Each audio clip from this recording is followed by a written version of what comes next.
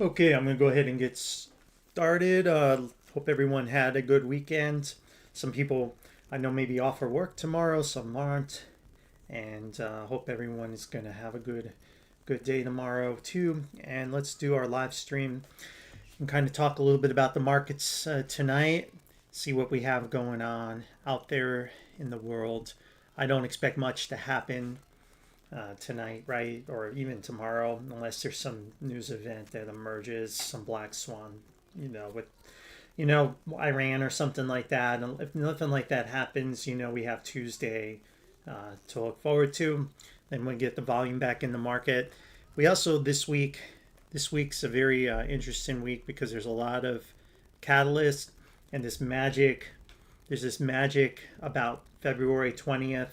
It has come up in so many different ways in my feed. Random posts. You've got supposedly maybe the tariff announcement could now come out on the 20th. I read recently.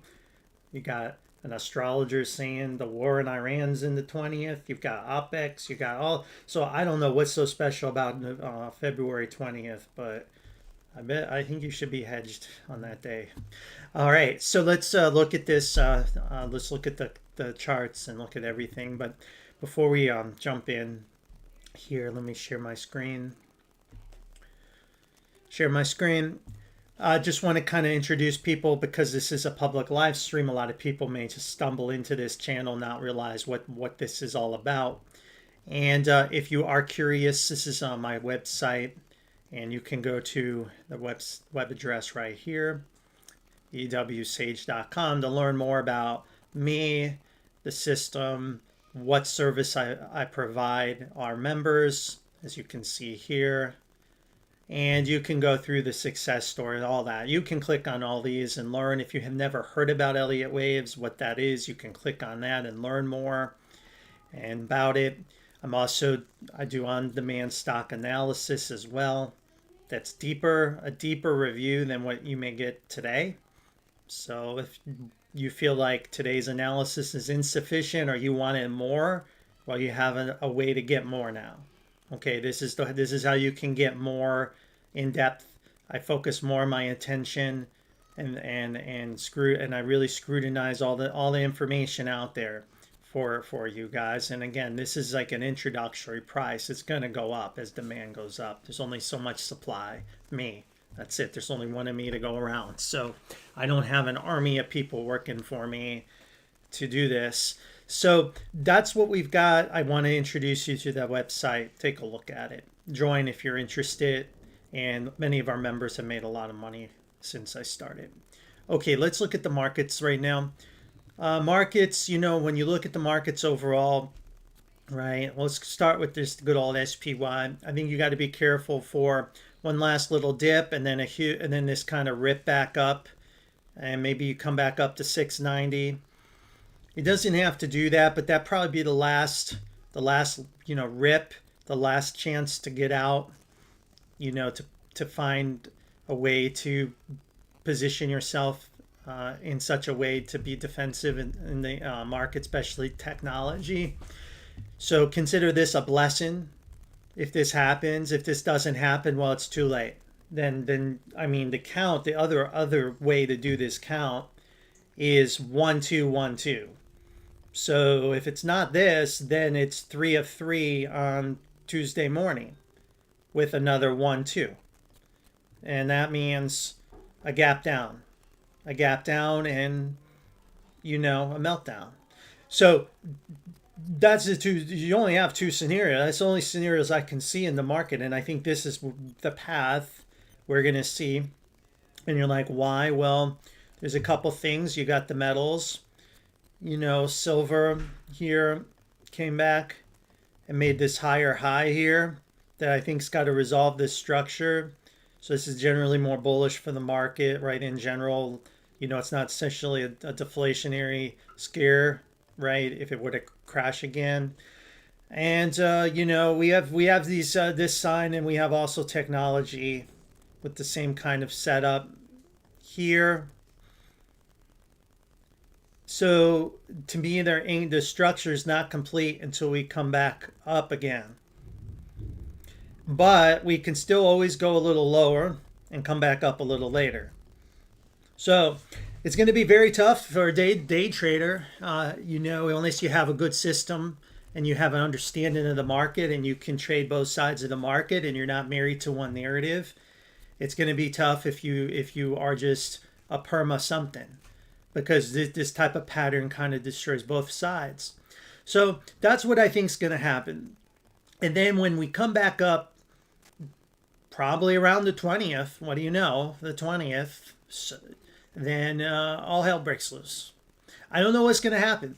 I mean, my suspicion is Iran. Something's going to go wrong with Iran. They're going to do something. Something's going to go wrong. Something's not going to go according to plan. That's probably my first bet of what this is. And then the other one is Epstein files turn out to be more satanic than anyone could ever have imagined. Supposedly they released more files this weekend, and then I read, don't know, that was never the case, and then it was, and Alex Jones got fooled, and I got all that. So I don't know what happened. I haven't been on X today. I've been doing a lot of videos. I actually have other YouTube channels I run that isn't just finance. I do other things for fun. So I post some videos. So I was busy. So I'm not up to speed on all the news, but I'm telling you, this Epstein stuff has the ability to take the system down if depending on what's in there. Because, maybe there's some super duper elite people that can, somewhat withstand the being on the list. But most people, if they're on the list, they're resigning tomorrow. They're done. Their career, their livelihood is over, no matter how important they are. They're going to be, and if they're in the wrong country, they're arrested. And if they're in the really wrong country, they're going to the gallows, right? So that's going to happen. We're going to see that. Now, I think it's too fast for that to play out, but maybe I'm wrong. Maybe in that information, there's going to be something that's going to shock the world. And that's what I'm keep reading. It's about, it's like beyond satanic. I don't even know what beyond satanic mean. So it's even more, I guess, more satanic than Satan would even imagine is in there. So God knows what we're going to read in the next week. So those are the two black swans that I can think of. Earnings guidance going lower, whatever. Nvidia's earnings, nah, I don't think so. Unless they, massively miss or something, which they won't. There's no way he's going to step up there and crap the bed on that. So I think it's got to be something like those two black swans. Oil is kind of telling us it's probably going to be Iran. And oil, our chart on oil has a little bit of a dip coming and then maybe a rip. And so perhaps the war in Iran starts, what do you know, around February 20th. And we turn out. But until then, we kind of just, there's nothing going on in Iran. It's all, happy talk. And then we come out. So those are the kind of charts, we're kind of keeping an eye on right now. Okay. So that's what we have. And these balances are cool to play if you know what you're doing, right? But if they don't happen, you're going to get blown up if you're trying to play them. Now, the thing is, this bounce should happen, and if it happens, it's even more likely we're probably going to find support on the box here. They go back to all-time highs. But if it was the end of the grand super cycle, if it was really the end of all the cycle, from the founding of our country, and it's the crash of all crashes, then we have so much more room to go to the downside. There's so much divergence between where the SPY is trading and its indices and asset classes you can compare it to. It's like, crypto is almost 50% off its highs, and technology is barely off its high. You know what I'm saying, guys? So that gap will close, and so a 1-2-1-2 would be more than likely what end of the grand super cycle count would be. So if you're hoping for a rip, you're basically, I think, saying that, I think the market's still bullish on a longer time frame. If you don't think that, playing this rip could be pretty stupid. It could be a pretty dumb thing to try to do. Because if the end of the grand super cycle is here, the likelihood of this bounce happening is not as likely. It's actually more, the surprises are going to be bearish, not bullish anymore. All the surprises will be to the downside. Every time you think it should bounce, it'll go down even further. And that would be the end of the grand super cycle. So let's go to your guys' questions, guys. Let's go ahead and go in, and I'm just kind of reading through your notes. I appreciate everyone that can join. I know a lot of people watch this after it's done, which is fine. But the people that can join, it's nice. I'm hoping starting in March to do more live streams for different parts of the world. Like, I tend to do it what's convenient for the United States, but I like to do one that's earlier for Europe and one that is even later for Asia. So 3, and maybe not, obviously not every day, but so people have a chance to come in and ask questions. All right, requested stocks. So let's go start at the top. Lumen. Lumen's in a box. It's pretty straightforward, 3 waves. It actually made a higher high here. It looks really good. I mean, it looks as good as it can be. I mean, technically, you even have a higher high here. So, I mean, there's not a lot of analysis that I need to do on this other than just stay long. I mean, I gave this box. The box went vertical. It looks like you're trying to break into a 3. Now, maybe you get a flat. Anytime the market tries to break out early, you're always at risk of a flat. Let's see if I can do this. Right, and it's an ABC. So it's always possible, but we expect more upside in Lumen. Fastly's got a very tricky structure, and I'm not like super like I would say maybe 60% chance this happens, 70%. So something like this, you can see because of the sequence, we had 5 waves down. You can't end a correction on 5 waves down unless it's a flat. Okay. Now, could it be a flat from that peak? Maybe. Okay. Let's say it was, and that was the end. Well, you broke the low. So it doesn't, it's kind of a moot, point. We don't need to talk about it. So we're just going to say it's in 3 waves. So now you have 5 down, and you're going to have another 3 waves, but then you have a higher high here, and see how it's going to resolve itself by coming back up to resolve that higher high. And then it's got to come back down to resolve the lower low here, right? You see what's happening, and then you have the 3-wave structure has to resolve again, because then you have a high here to here. So that's what you have in store for you for probably the next 12 months. So this is the type of structure I never recommend trading, and I try to avoid. But that's what I see. So I actually see more upside coming on this. And you're in the 3, and you actually don't even see any subdivisions in 3 yet. So you may not even have the first wave of 3 done. So it could come up 35. I mean, it can come up more, but it's likely to rug pull all the way back down and then come back up.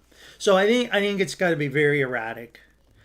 Constellation, we had to make a change because of the bearish nature. It is correct in the grand super cycle in a leading diagonal structure. And we're going to put the 1 here in a flat. And so you can kind of see the count on the flat isn't finished yet. So we're in this 4. I think this is pretty obvious to people. If I'm like, oh, the tech's going to melt down, I mean, this isn't going to go higher because this is kind of, I call it speculative utility. There's defensive utilities and speculative utilities. This is more of a speculative utility play because it's tied to the AI, like AI thematic basket. So it's likely to go down. It's likely to go down like I have shown here. And we always know it goes back to around the wave 4 low. So you're probably looking at 161, 168. I mean, it's not something I would even enter. I mean, this is something you just got to come back to in like 3 or 4 months. BEP looks like it's got the same problem as some of the others we've seen where you come down in 3. That could have been the low. But then you came back up and you broke the low. Now again, it's gonna, because it's coming up here, it's gonna whipsaw back up. That's what the market maker decided to do. Whipsaw it back up in 5, and then it's gonna come back and finish the correction. Okay, it's just too much divergence here. So I do think it has more upside. We have seen these where C can just keep going and going, so I would trade it on the long side, but know that, at some point it's going to get rug pulled. I mean, this could keep going and going and going. We don't know. So it could be a very bad. So I would just trade long and buy, dips in 3 waves until the structure really turned down on you. And we've even seen C like finish 5, and we can see it do this and go even higher, right? That's what makes it so hard to trade these kind of moves in the middle area. But the best thing I can tell you is to just trade it long. This other one, Digital Realty, looks okay as well, and I don't. It's a little too much. Okay, yeah, I had to reorient myself to the chart here. We're not done the 3 yet, so we have more upside. I wouldn't be surprised if that's another one too, but it should just continue higher from here. All right, not sure what they do, but let me see here. They have AI data center property or something. Real estate trust for data centers. Yeah, I mean they need to set them up, so I'm sure they're doing okay. So yeah, I mean that's what that is. Okay, let's go to SKE, and this chart looks like you're in a 4. So this wave 2 took about a month or so. So yeah, it's probably going to take another leg lower. So we can probably do this at 25.99, 2083, somewhere in that area, and then it should continue higher. SLG, it's Commercial Real Estate Group. So these aren't as these kind of real estates aren't as bullish right now. And bigger picture, you can see the structure. We haven't really changed this from, I think I've been asked this before. 3 down, 3 down. So this Y should be ending soon, and then you're going to get a rally again, another rally. But this one should be a bigger rally, but it's another fake out, one more low. Then the structure should complete, but this is the wipeout wave whenever this happens. So it's something that I would just kind of tuck away and come back in another year or so. That's probably how long it's going to need to take to play out that structure until you find a low, if it even exists at that point. Iron is one we're tracking for our elite members, and we've had some really good success with this one. And we are seeing, we want to see a low into $22. And the box is pretty significant on its large box. When that happens, we look at chart support to help us pinpoint an entry potentially. So that would be right around $13. So that would probably be right about the right area to find the low. When we look at this wave, you can see you have a clear connector here with a very shallow third wave. So you have 3. So I think it's ready to melt, ready for meltdown, right? Now, I was looking at this. Could we be in a bigger connector in a triangle? A, B, C, D, E is possible. Okay, so I think we're gonna turn lower. So just know that there's possibility for a triangle. I think this view is what you need to look at. The lower low. You see that right here. That's kind of that dangerous setup that I usually don't like to see. Okay, I just don't like to see this lower low. Like if I look at the, it looks like 5 down, A, and then you made another 3 waves. Yeah, so I'm just, see, that's why we call W here and X. Yeah, I mean, I still think it does a double correction. So you see how we have it as a W here? because we have it as 3 waves down, 3 waves up. There, you could say, oh, it's bottomed here, it's bottomed here, but because of the market and all the other instruments that it trades with, it's likely to make the double. That's why I have the double there. If we can actually come back and take out this peak, we would call the low in there. Okay, so I'm trying to point that out. It wouldn't be a 4 anymore either because it's too deep down here. Now, if we did call the low in, I probably would put that 4 here, and then you would make 5, and then you would pull back down to 28.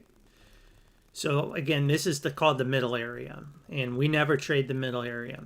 So if you're new and you haven't followed me, I know traders love to trade these areas. I don't know there's a fascination to trade these areas, but you're better off just waiting for the capitulation move and reacting to it. And if we do come out and take the high out, then you can get aggressive and buy the pullback.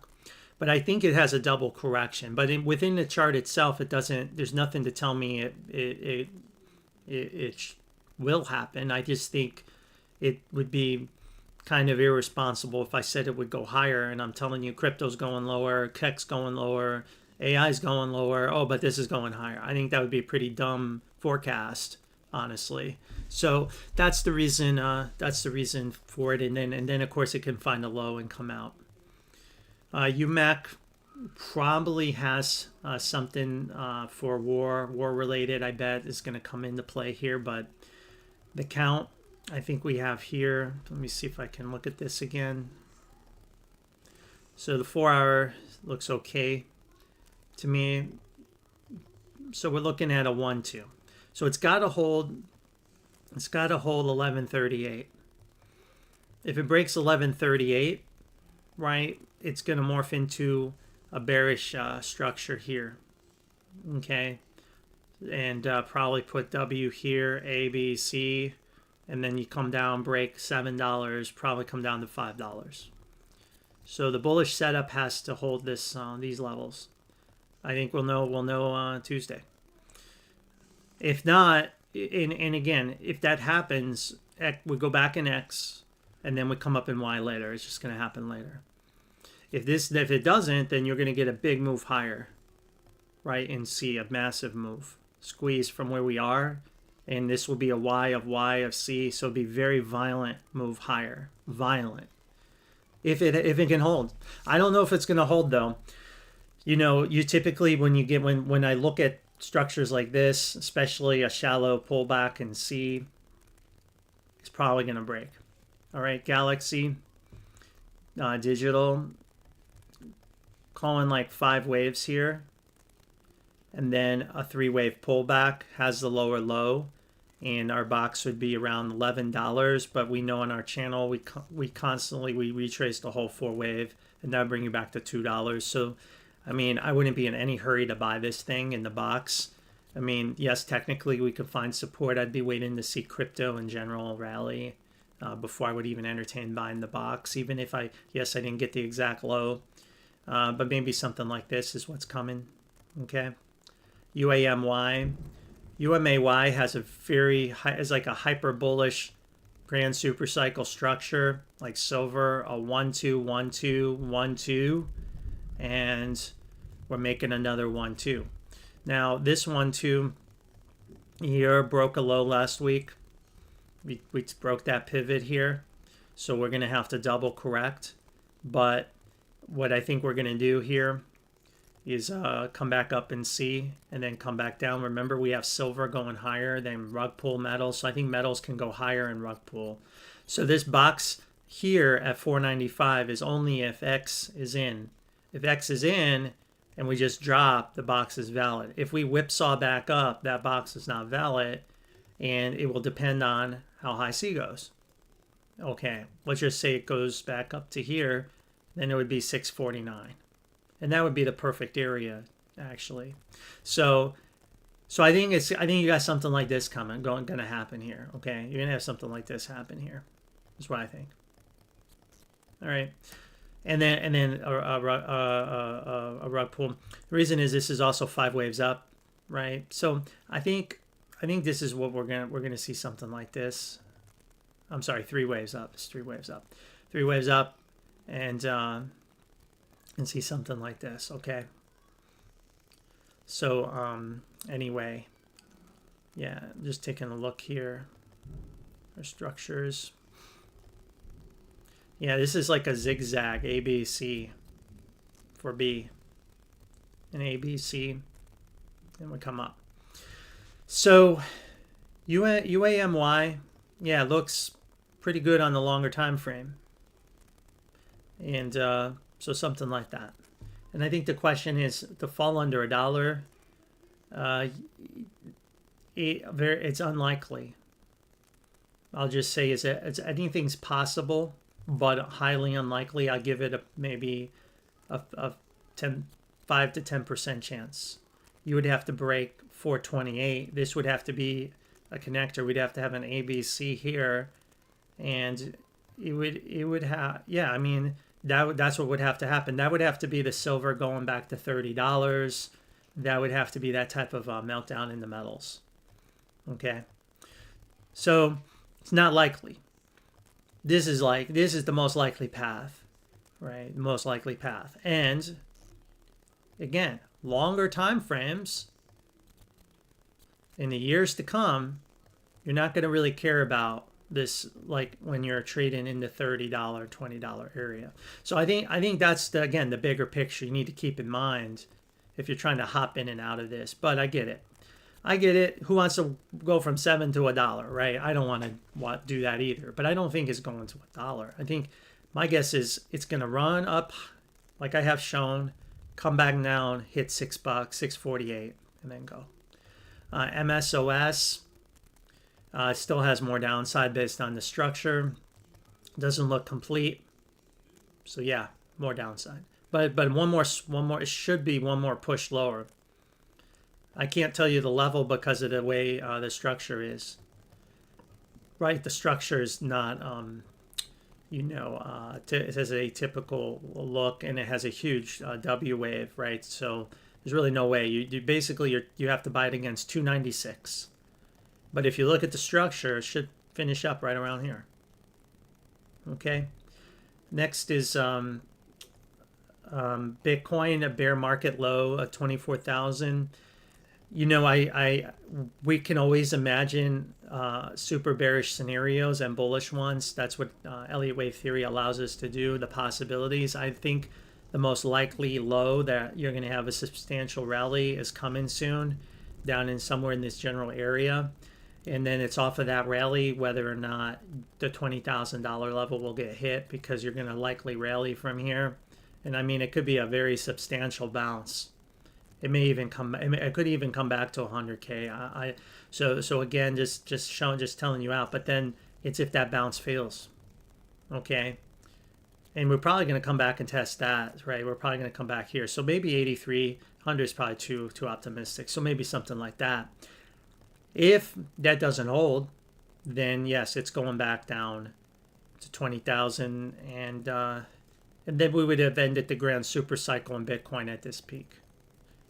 Right, and honestly, the levels may be even more bearish than 20,000. So you may not be bearish enough. So I don't think 20,000.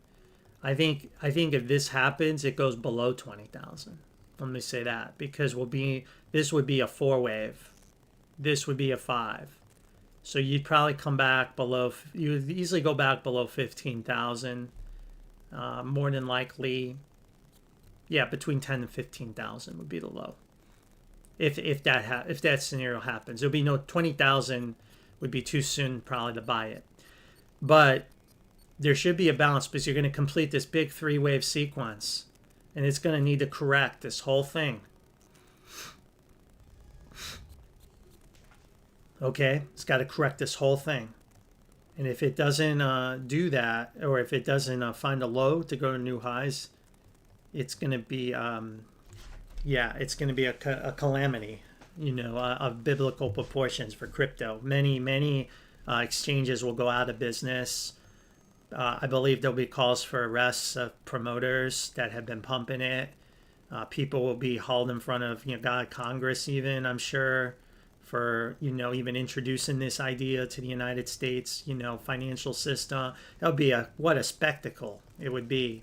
We're going to see on TV. It'll be quite the show down here. The anger, I think people will even get arrested. You watch. People are in the mood for vengeance these days. I mean, the financial crisis in 2000, no one gets arrested. I think this go around, scammers and stuff, they're going to be going to jail. But baby, there is a hope. So that's what crypto has coming.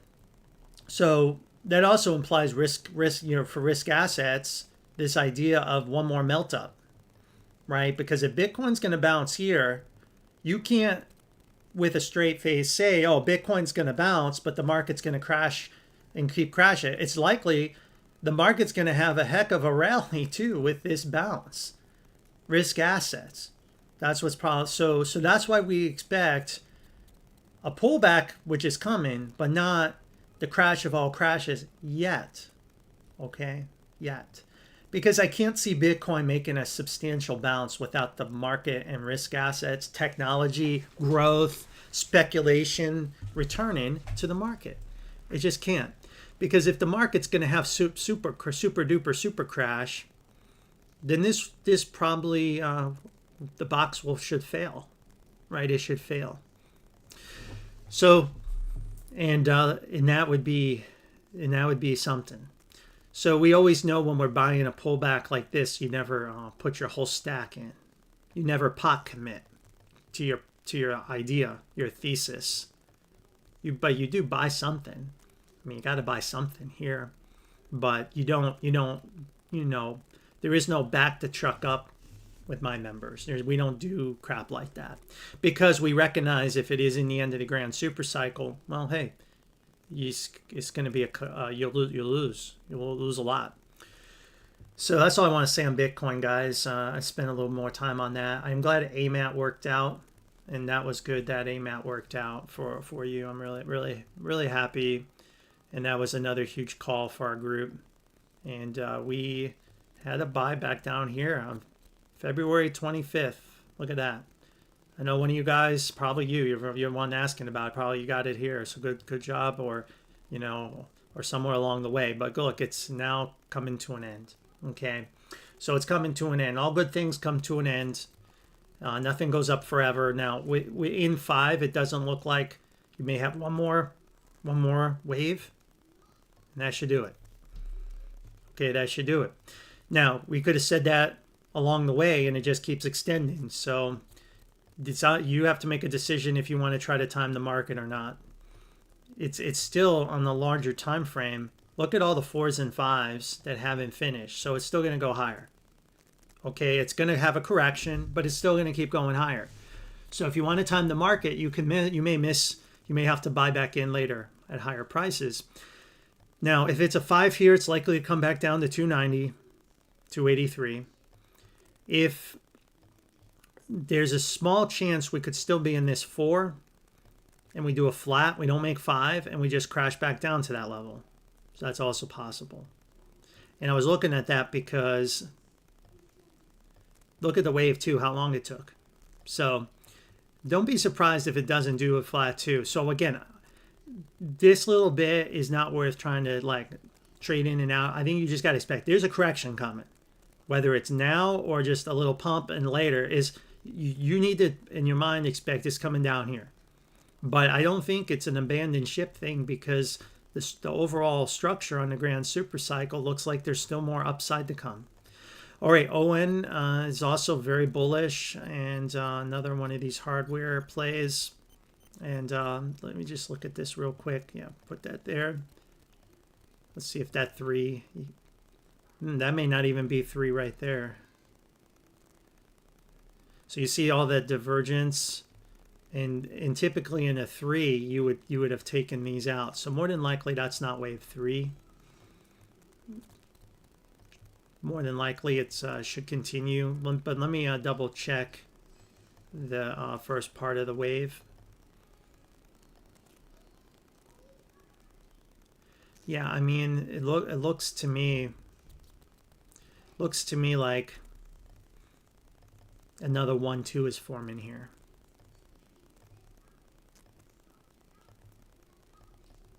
All right. So I think you go higher.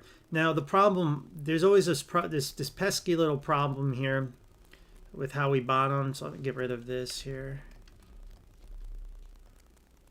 Put that back up here. Not sure what happened there. Okay. So we did have the buy here. This too, I can't put it there. I just can't because of the way we bottomed right here. So it's either corrective against this peak, like 3 and 3, and then we come all the way back down and break these lows, or we do what I'm showing here. So it's gonna have a, you know, some kind of news drop or something's gonna go wrong. I mean, this is gonna rug pull all the way back down. So I think it actually can still push higher here. I was labeling this 3, 4, 5, but looking at this wave, I don't know. I don't think I can call it that. I mean, I think it's gonna go. I think it goes higher, but I wouldn't fall in love with it. Okay, GRA, this Nano Explore. This one's pretty straightforward to me. Moving in 3 waves. And then 3 waves up. So for a big W here. And then we come back down here. Okay. We come back down here. So let's see here. Just kind of looking at people's comments. Sorry about that. I got distracted for a minute. Yeah, so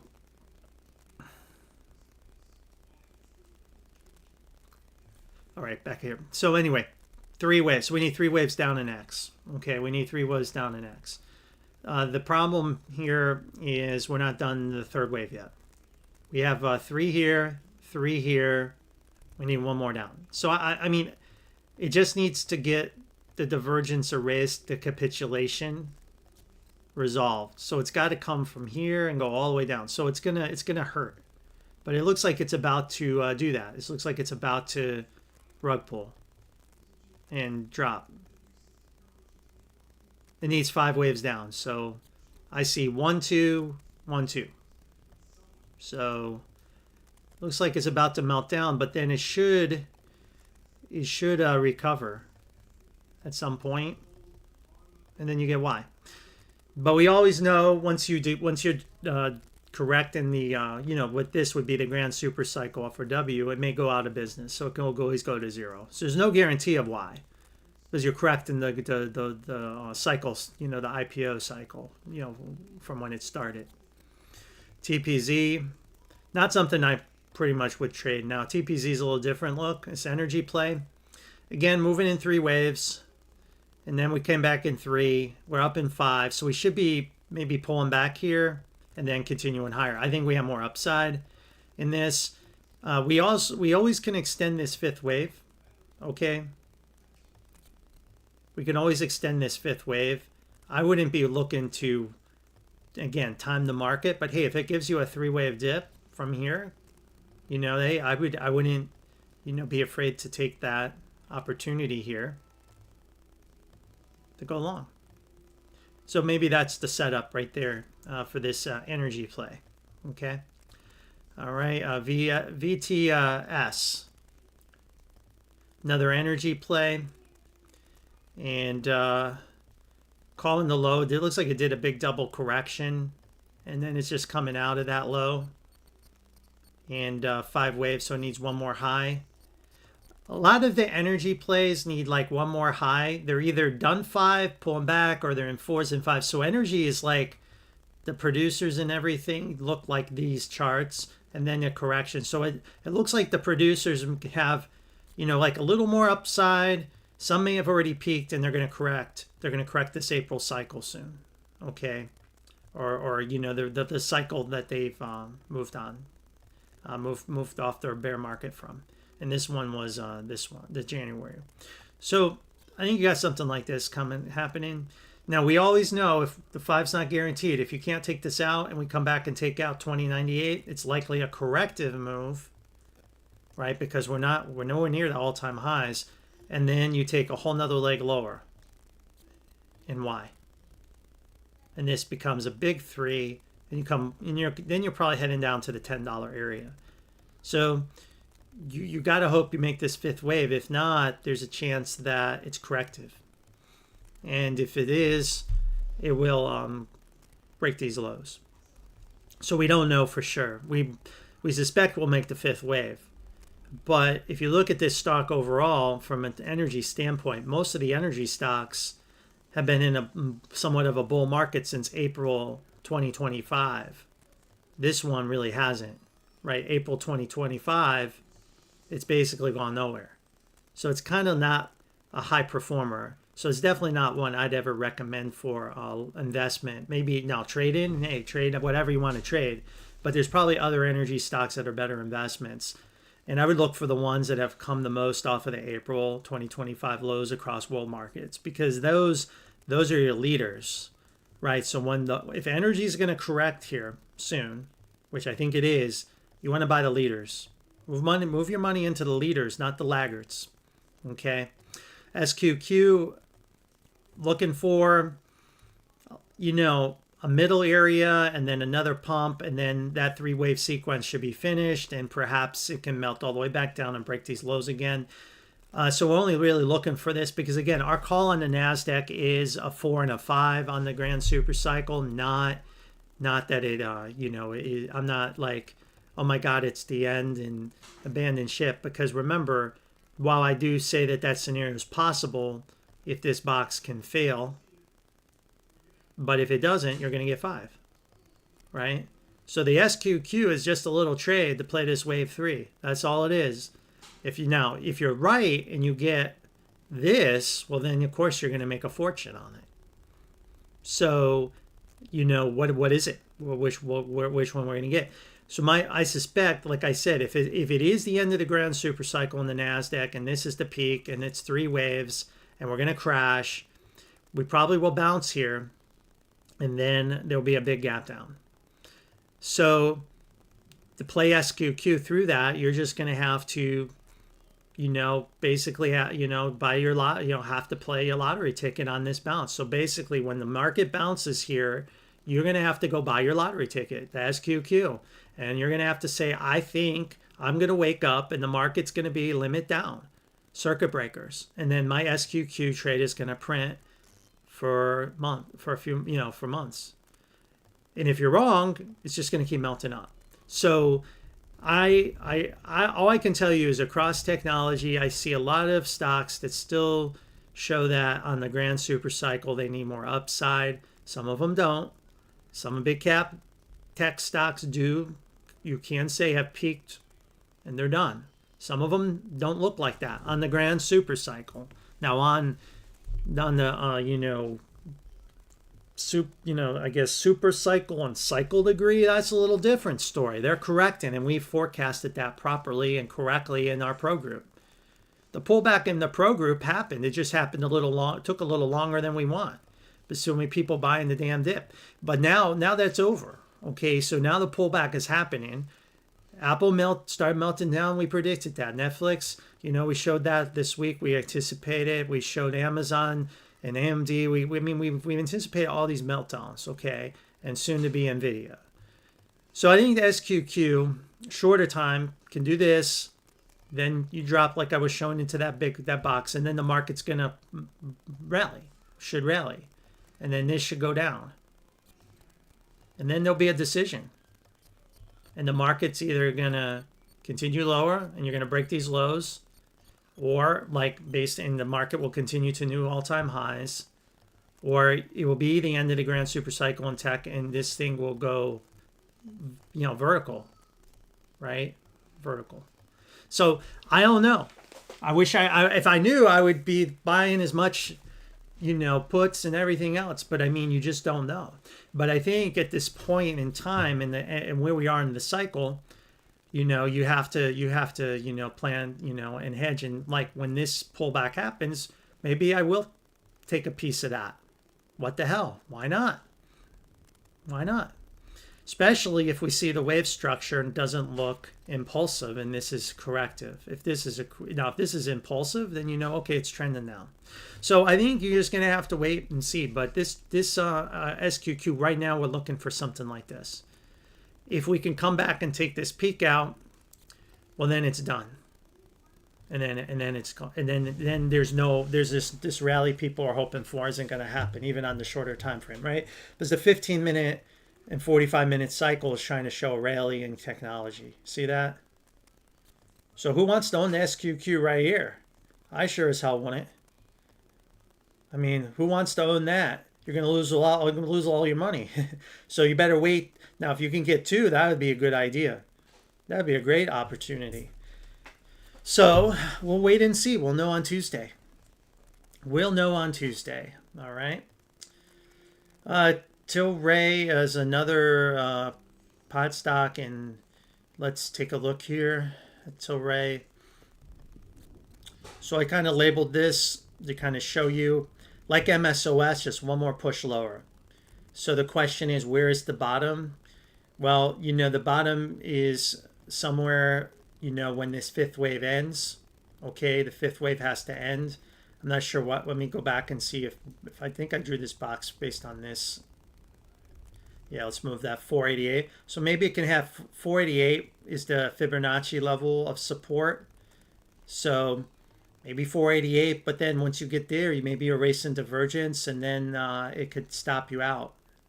So I think it's tough. I mean, I think the only way if you want to go long Tilray is wait for this move to finish, and then as you approach the box, you can just decide, I want to buy it. My stop's going to be at 347, and I'm comfortable with that risk, and look at the reward I can make up to 34.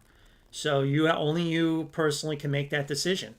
So that's the risk reward calculation you're going to have to play in your mind, and whether that's worth it to you or not. And if you say no, I want less risk, then you're going to have to hope it goes further down. And maybe at some point it's right at this low, and you're like, okay, well now there's very little risk. There's always gap down risk, but very little risk, and okay, I'll try it then. But by then you'll probably have a risk divergence, and then we know it's going to break it. So unfortunately, Tilray's in a structure that you can't really pinpoint the low other than the count. And here's the count, and it's coming. Looks like it's coming to an end. We need to keep this bullish divergence, right? You see here, you see that? Gotta keep that. All right, Broadcom could be ready to have a massive meltdown as this top is finally giving way to the weight of the price. Price above it here. This neckline's about to be breached again. It looks like it breached, and they tried to save it, and now it's melting back down below it. It's likely. It's likely to come back down to this 220, 240 area, and this could be a very, violent move lower. Now, and if you look at this chart, it looks like you're right at the 303 gap down. So again, what's going to happen Tuesday? Now, if this, I was looking at it, I'm like, well, could it be 5, 1, 2, 3, 4, 5, and then we rally again, maybe? But if you do that, then hey, you can just short that against 354 and see if you can get that way. I mean, this would be a massive move down, very lucrative, again, risk reward. And that's the structure. But to negate this structure, you got to take this 2 out. This peak has to get taken out. If you can take this out, then all of a sudden it really muddies the waters for the bears, because then you only have a 3-wave corrective move. Right? You only have a 3-wave corrective move, and then you're going to have another 3 waves up.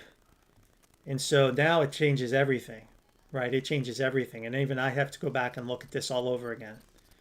So this is the bearish count. It's got to play out. If it doesn't work like this, then it's something else. And but when we draw your attention, look at the higher time frame, right? We don't have it doing this. Look, it's not doing that on my chart. It's just another 2. Probably somewhere around, like I said, this 220 area. So look at this chart. 1, 2, 1, 2, 1, 2. Oh, so Bar, you're permeable. No, I'm not, because the alternative count would bring us back down to like 35 or $25. I mean, is this company going to go bankrupt? Because this would become something like a 3-4, then a 1-2-3-4-5. This would be all the way 5. And that would imply we would come all the way back down, yeah, down to like $37.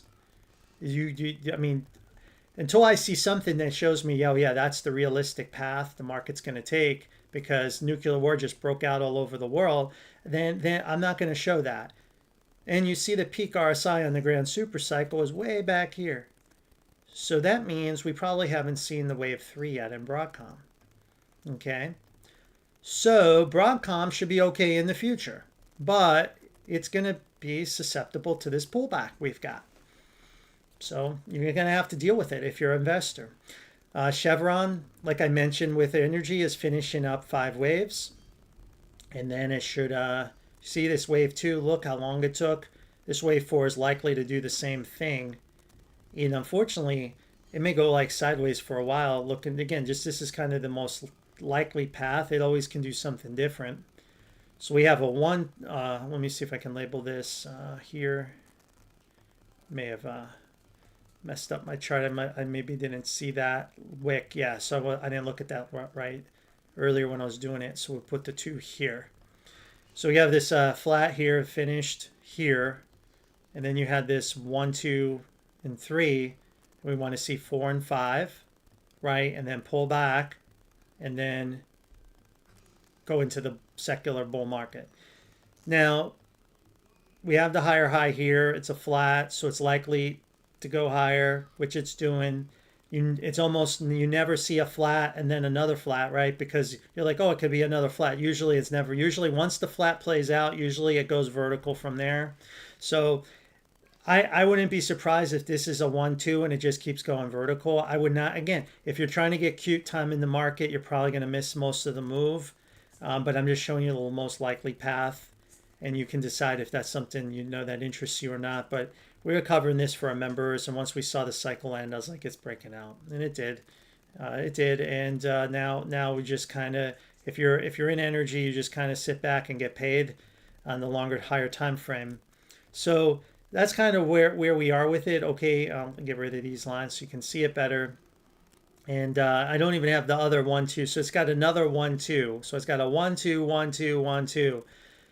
All right, it's very bullish.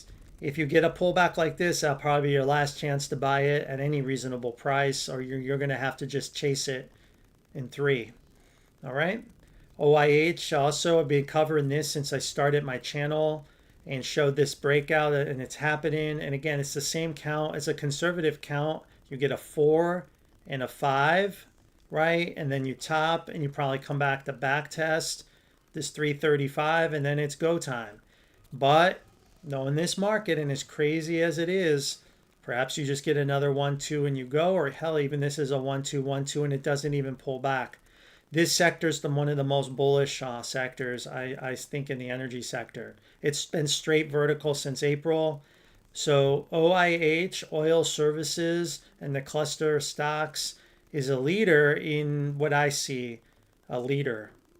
Okay, so I would not, if whatever dip you're going to get, I think I would expect it to be minimal right now. Okay, so that's what we're looking for here.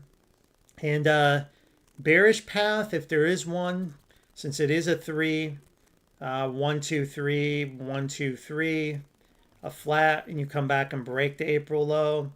Let's take a look how likely that is based on the RSI. So it's way, look at that momentum. Look at that momentum. Unlikely with that kind of strong momentum that would happen. It would have to come, it would have to reverse and come all the way back down and crash. Not to say that we haven't seen something like that before. I guess it did that back in May 2014. Not sure what happened in the world back then. But let's look at the structure back in 2014. It was off of a, looks like off of a connector here. B-wave connector.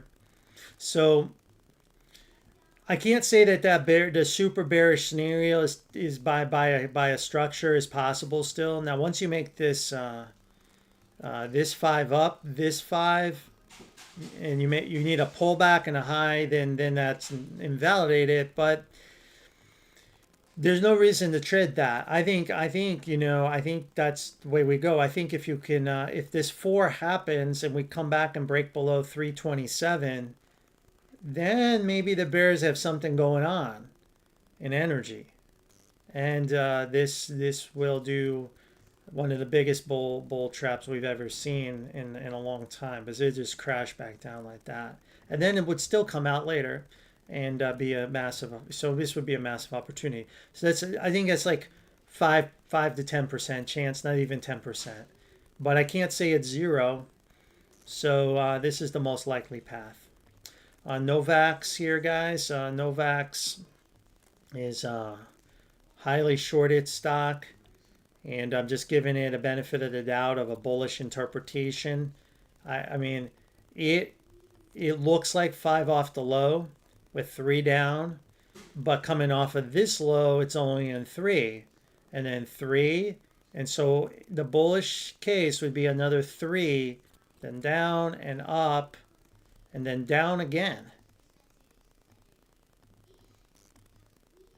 So this would be a day trader's dream stock if this happened. But if this is the case, you have a connector here, and your third wave should tag 680. So if you want to try to play this idea, you'd have to buy it at 680, 662, stop around 620. If this stop breaks, then it's a bearish corrective move, and this will resume. It will resume and essentially go to zero. It will basically, the bear market would reemerge, and that would be at. Okay, so this is the bet, and not only you're betting because it's low risk, high reward, you also betting it's highly shorted, so it has opportunity for massive short squeeze with the right news. SOXS is looking like something like this still, and higher. Of course, it's indice that it represents as SMH. Looks something like this. I have the SMH in a 1 2 1 2 1 2, and should end somewhere around 350. So I'm not presenting SOXS to my members because there's not a lot of juice here based on this count. I just showed you a stock like Broadcom, AMD, Nvidia. They're all going to go higher on the grand super cycle. Yes, they're going to correct, and they're going to shake people, and they're going to scare people out. But I think this is going to break out after this pullback comes. But this pullback, obviously will allow SOXS to move a little higher. Why do I have it as such a bullish structure? Again, am I a perma bull? No, we just trade each chart on its own. And because the alternative count on the SMH is a couple possible counts here, in the one I want to show you is 1 2 3 4 5. And that would be the end of the grand super cycle on semiconductors. The end, hear what I just said, the end of the grand super cycle on SMH. And not only the end of the grand super cycle, it ended in a flat, because it ended actually here. So this would be, ending in as a flat, like correction. So it would mean Nvidia going $20, AMD going $30, $40 easy. It would mean Broadcom going down to that level of 20. There's nothing I can't draw a chart like that and say that's what's going to happen. So if that isn't the count, if I take that out, that improbable scenario, because I can't come up with a fundamental view that's going to create that kind of collapse. So outside of that fundamental view, the only view left that I can come up with is this view. Now, I'm sure there's probably somewhere in the middle, but I haven't really discovered that yet, and I haven't had a need to discover it yet because we're only going higher. So if we keep going higher, guess what? The 2 is in. The 2 is in, and it will break out again. So bears do not want to see that. They want to see this go down. We need to go down, because if this 2 is in, this becomes a 1 2. And you squeeze out, and people were too bearish. It is what it is. That would likely mean AMD moves higher and NVIDIA moves higher and Microsoft moves higher, and they all counter trend rally, right? Now, maybe they don't make new highs on their, or maybe they do, and I don't know how the dynamics on how they all interconnect into the triple Qs, but for whatever reason, we trade each chart, we trade each chart on its own, but this is what we're looking at for semis right now. If it does breach 314, then we will check out the RSI, and if we get confirmation the grand super cycle's over, then I'll become a perma bear. I'll become a bear on this, and I will be screaming at the top of my lungs. The market's going to melt down, and of course, obviously, the stocks there would be no more any kind of rally in the stocks would not happen. So the April lows for NVIDIA and this low, I think, is super important because I think it invalidates the bull case, and it strengthens the bear case significantly. So just keep that in mind. So anyway, that's my view on the semiconductors, and then so SOX we kind of go up like we have here, and then it continues lower, and down we go. We even have a lower low here, so it should resolve lower.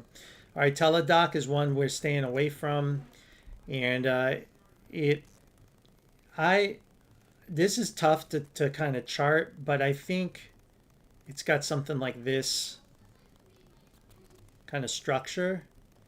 So I think you have to really zoom out to appreciate how bearish and how much look at this thing.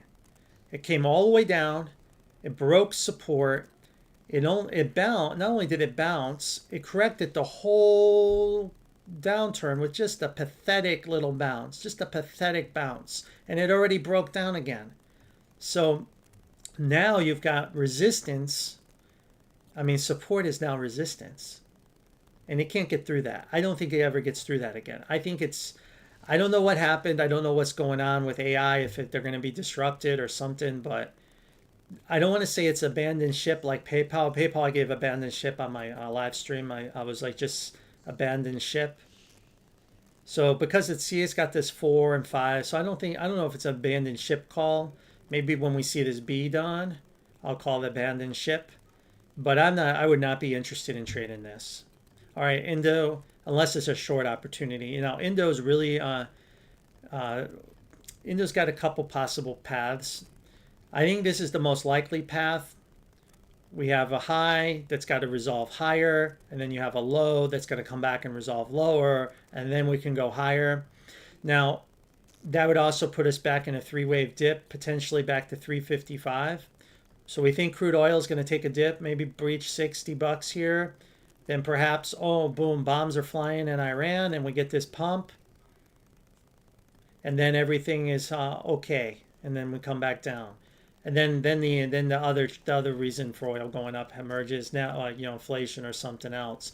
Here, the other count is an A, B, and then you have a C where it's a 1, 2, 3, 4, and then you make 5.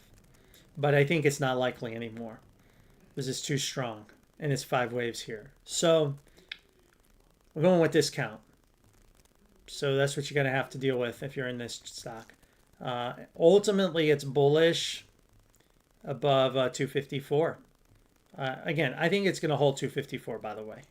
All right. Run is Sunrun. Okay, Sunrun looks pretty good. Looks like the tan breaking out of a grand supercycle bear market or a supercycle bear market. Sunrun had a huge 5 waves up, a massive correction that's ended. We've been charting it. It went up 5 waves, and now it's going to come back in 3. So you have a box at 1543, 1389. This is kind of chart that reminds me back in 2022 when I was given setups and Palantir below $10 and Robinhood at $8, and I was given all those setups, guys. Boxes just like this with these kind, and not a lot of people followed me back then, but the few that did, boy, did they get paid. Oh my goodness. Some of them probably are millionaires now. I mean, good Lord, because of the way those stocks ran. This is like an inverse head and shoulder. I mean, this is a classic bottom-in process on a sector that's turning higher. So I mean, on a super cycle, grand super cycle degree. So there's a box. So you can go ahead and decide here, but I think it looks pretty good uh, as long as you stay above 477. So, and perhaps one day we will look back at this and say, wow, wish I was following ElliottWaveSage back in 2026. But anyway, that's what we got.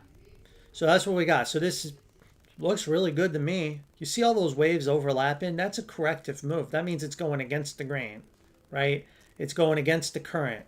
Price act, the market's correcting against the grain. The trend is look, the trend went up quickly because that's everyone's buying it. Then so it's going against the grain. Eventually the sellers will lose and you're going to get this breakout. Okay. Earnings is next week. Earnings could be the catalyst for the breakout, but we've also seen catalysts for a breakdown. So if you're in the box on earnings, you have to be aware of that. So you may want to wait till earnings is over, even though you may not get the low. Come in a little later, get confirmation, because sometimes they love to crash it real quick and then run, and they're like, oh, the conference call was good, or oh, investors got their senses to them, and they'll come up with a reason why. So just watch for that, because the level's low. I mean, it's like $4, $5, $4 here. So the box is obviously the ideal area. However, there's still opportunity, and we could always bounce and go into earnings and make another low. All right, this kids. So kids is like a classic go to zero stock, and the only way to trade these is just find where the cycle is at the moment and trade the current trend. When I was looking at it, it looked like obviously the big pump. This pump corrected, everything is over. So you're in a new downtrend. So I would be looking for short opportunities on this at this point. And looking at it here, you have 3 waves, and then you have a little divergence there on this low. But this, I had to really look closely, and I still have to look at it one more time to make sure. Looks like a double bottom at the exact same price, like an exact double bottom. So when that usually happens, I'll use this as the low. So we have a 5-wave move down. Okay, and that's what it looks like to me. Let me just take another look at this. 1, 2, 3, 4. We can label it. Why don't we just go ahead and label it? 1, 2, and then 1, 2, 3, 4, 5, 3, 4, 5. But I'm sure it erased divergence. It did. So this was another 1, 2 over here. And then you had a 1, 2, a 3, 4, a 1, 2, 3, 4. So maybe 3, 4, 5. Let's see. Yeah, something like that.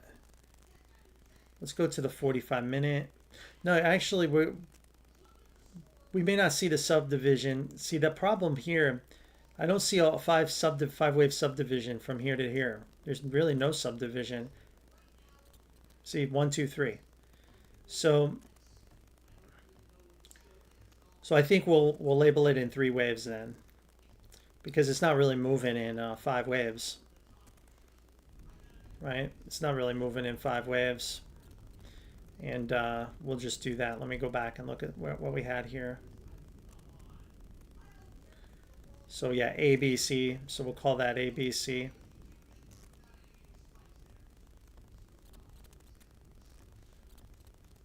All right, and then we have a W and Y. So that Y's got to finish out. So question is, how close are we to finishing that? We have 1, 2, 3 here. So you have a little W, and then you have some kind of X, another Y. Then you have 1, 2, 3, 4, 5. So that's probably your first real impulse you can see, or maybe try to make out. Or no, maybe not. Still here. You see how we bounced, we corrected most of that. So why don't we put this here? Again, it's kind of tricky, but we'll do our best with these penny stocks. And then you rallied and you corrected the whole cycle. But let's check the 15-minute. Yep, that little bounce did correct the whole cycle. And the 45-minute, barely. So I think it can go a couple ways here. Let me just look at it one more time. So it could do a couple ways. You see I have 3 waves down. So this could be a 1, 2, 3, 4, 5, and then a rally. Or it could be this, finished, and then it's going to whipsaw back up, maybe up to here. So I think based on, again, I'm thinking, I think it will be moving in 3 and moving in 5 on as like a lead-in diagonal to the downside. I think that's the count. And you make a 5. That's what I'm thinking.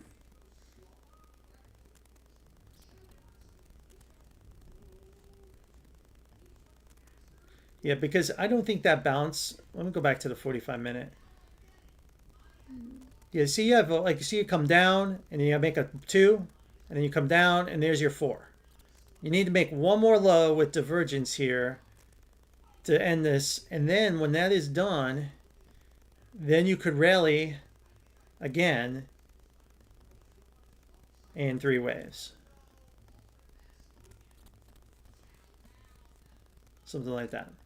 And then, of course, then the bigger 3-wave sequence will finish and it will be a month. So this would be an incredible short, but this could easily come back and fill that gap. So that's what I think you're going to get. So we're still going down. I think it's still going down. Personally, I think it's still going down. I think based on the price action I see right here in this leg, looks like it's still going down. But it may just need one more low. Like look at this chart here.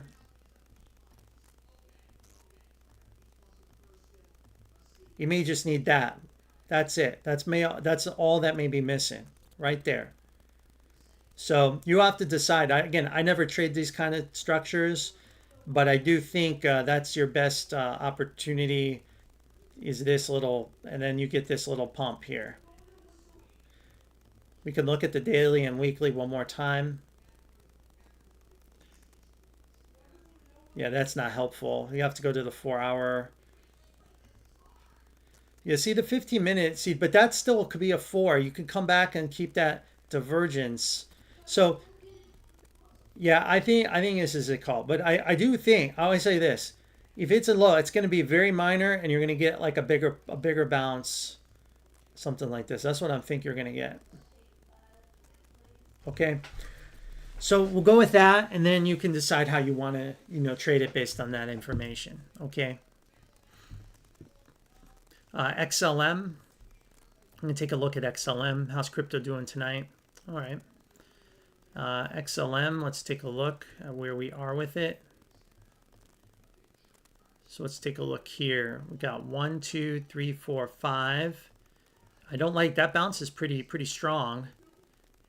It's breaking the downtrend. Okay. So let's take a look on the RSI. Let's see how strong that is. We definitely have divergence. So it's definitely an impulse. So instead of a 1, 2, 1, 2 we had, it's not a 1-2 setup. It's got to be just a regular impulse. 1, 2. Yeah, it's just going to have to be labeled like this then.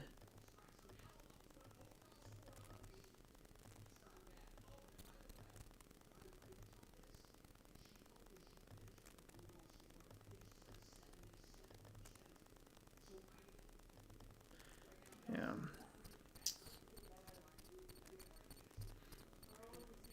One, two.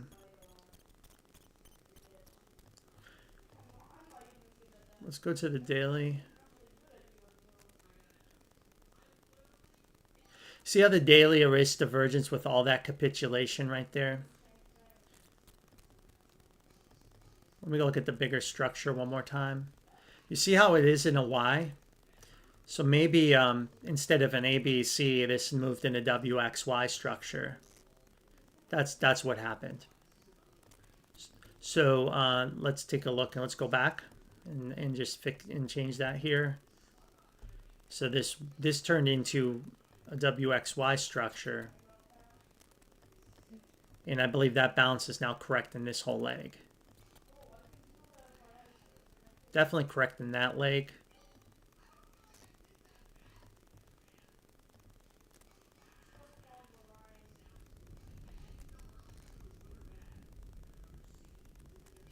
So you can keep an eye on the weekly here. It's right on the channel. So that's a very important moment for this instrument. This box is not valid anymore, by the way. So it's got to be the low. It's either do or die.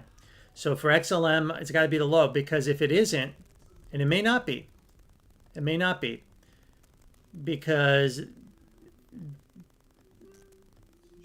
it hit the box. It almost hit the box where if it was going to get rejected and fail, it would be right here. You could see that wick. It failed. And now that means this Y would extend another 3 down. Right? It would become another 3 waves down. And then you're going to be touching these bottom areas. So, again, and you only see 3 up, right? There's no impulse up here. So I think it's very dangerous. I think you got to be very careful on it. So the structure morphed. What happened? Why did this happen? Because people came in too soon to buy the dip. You didn't get proper capitulation, and now the market's going to destroy those people for chasing it too soon, and they're going to everyone who bought this dip here is going to get blown up. That's what's probably about to happen. So I do think this is a likely path.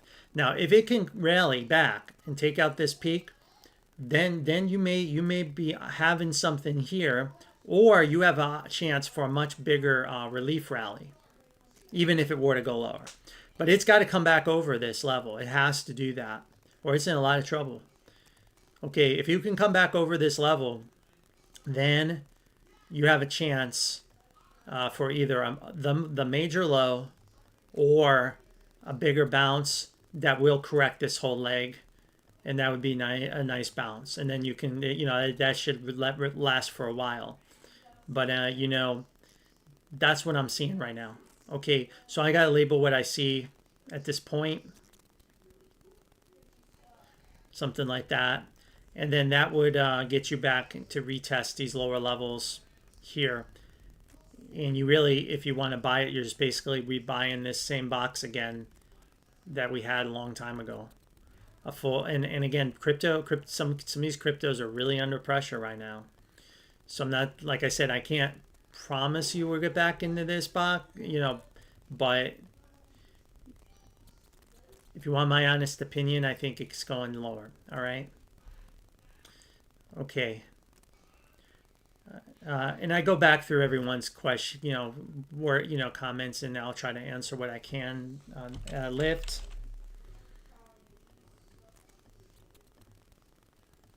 Lyft hit our short area, got rejected. If you decided to take that, you had an unexpected drop. Not for our group. Our group expected it. I mean, look, I got that call right. And look where it's going, guys. 471. So somebody asked me for Lyft on my live stream. I remember a long time ago, I said short that box. That's why I have the box there. I remember this structure. So I wish I had better news. Hopefully you're not jammed up in it. Maybe you can still get out of it somehow. But as long as you're below 2562, you're in a lot of trouble. Uber's in a lot of trouble too, by the way. And you're like, why are these companies in trouble? Well, I think, there's talk, the economy could be slowing down, all this stuff. But I do think it's these AI agents. You got people vibe coding software packages as good as, these large enterprise firms can produce. Can you imagine having, kids in their basement with their AI agent farm, vibe coding Uber apps and launching them over the weekend? I mean, there's the barriers of entry used to be intellectual property, intellectual capacity, and horsepower, and only programmers could do it. Now, those barriers are going to be gone. So software, anything that's driven and powered by software is probably not as valuable as it was, 3 months ago. I mean, I'll be honest. So that's what's happening, I think, in these stocks as well. I didn't know that when we called it. See, again, we just label things based on the system I use. We don't use fundamental, but I can see how the fundamentals are coming together on something like this here. And of course, I don't know how many people use them anymore. I mean, maybe some people do. I think a lot of people use Uber, but Uber's have its own problems. Uber has its own issues. All right. Then let's go to the next question. Here, thanks again, Sharon. VNRX. Let's see, VNRX and then GCTK.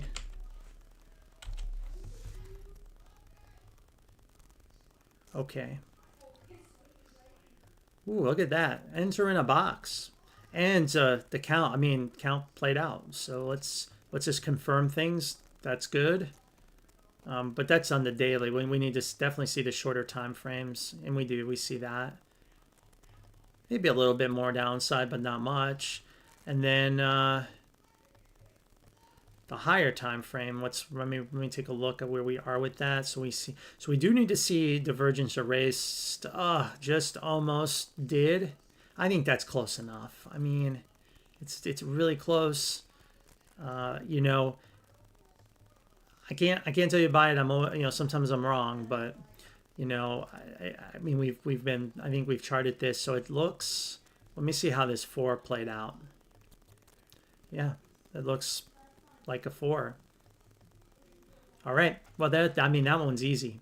So I guess as long as the short-term bullish divergence remains, it's the chart is not invalidated. So what you want to make sure is this line cannot come down and take this out. If that happens, canceled. Because what it means is this is another one. You have a 1-2. I'm sorry, a 1-2, and then another 1-2.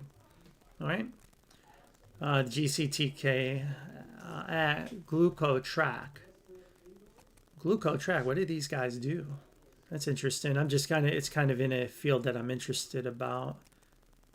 Glucose monitoring devices.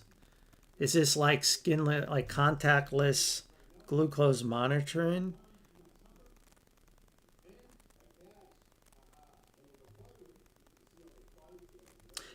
I heard that none of those actually work, and they're all just snake oil.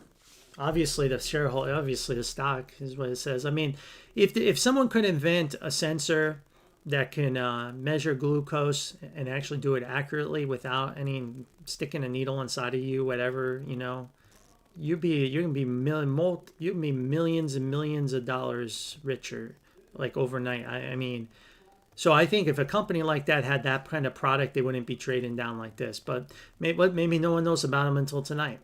Maybe you just discovered a gold mine. Hit a fib level is 145. It's right at a fib level. We can't trade from there because it's to go to 0. So we have to just chart it from our point up here. So we have 3 down, 3 up.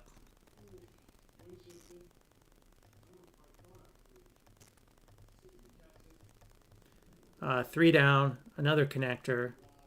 Although, let me check. Yep, that was right. So 3 down, 3 up here.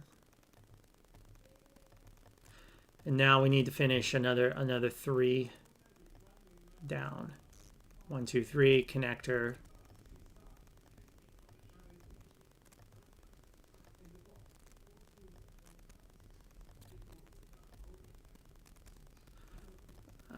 Looks like, you see how you kind of came down, you bounced and went down. So 1, 2, 3, connector. You need 1, 2. You need another. You need like one more swing down to finish this thing out. So you need one more swing down, and you're probably now in the ABC territory. So I would be looking for one more leg down into this area below 145. I guess stop loss is 0 because there's no chart support. And then you just kind of have to buy your lottery ticket and see what happens. That's the level. So the target price would be 145. But more importantly, you got to watch this. This C leg has to play out.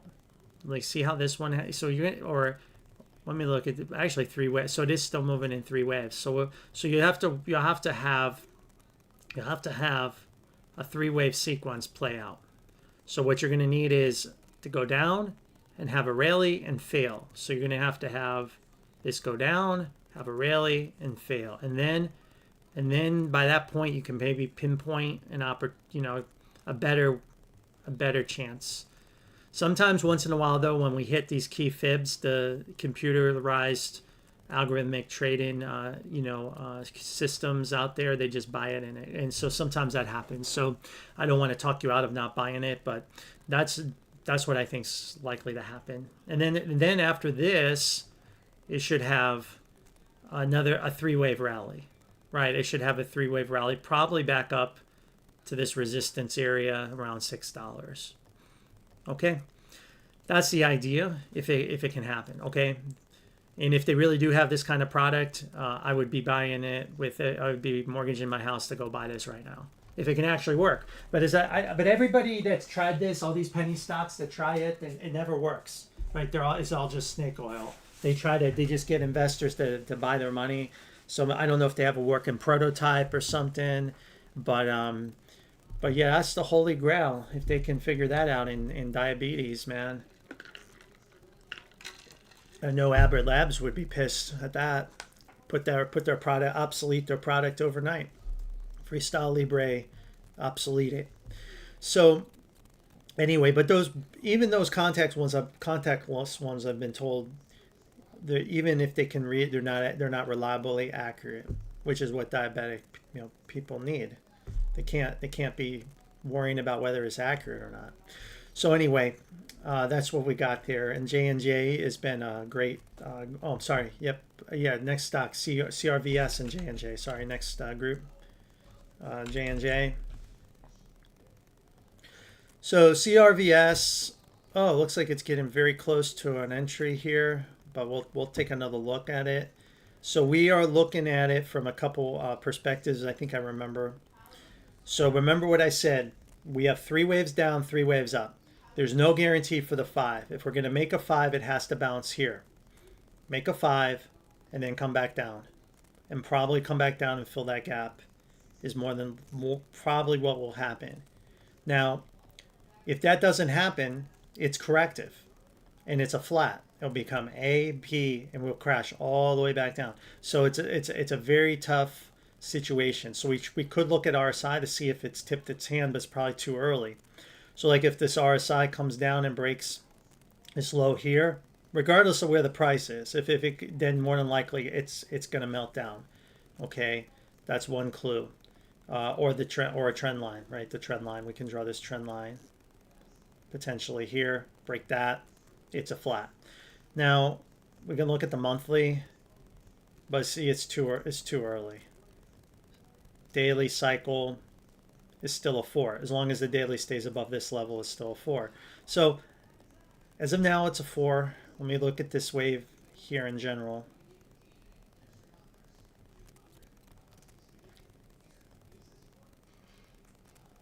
See here, 1, 2, 3, 4, 5, and then we bottomed out and then we ripped back up. So we have to actually change that a little bit. So looks like we made 1, 2, 3, 4, 5 here, a connector, and another 5. So we made a W here.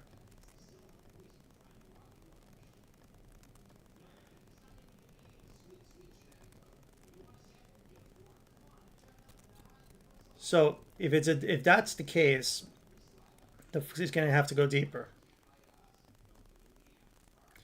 right? And that fills the gap. But we talked about what that could mean. So if it's going to fill the gap, that won't be a 4 anymore, because that would be too. That's going to be too intense. So there's no way you fill that gap and hold that level. You might, yeah, you probably won't. So I would be concerned because it broke this low that you're going to go into a flat. Okay. So I got to change my view on this, but it is what it is. So, and if Yeah, I mean, there's no, I'm trying to think if there's any other possible path. See, this now has to come down and take this out. So yeah, it's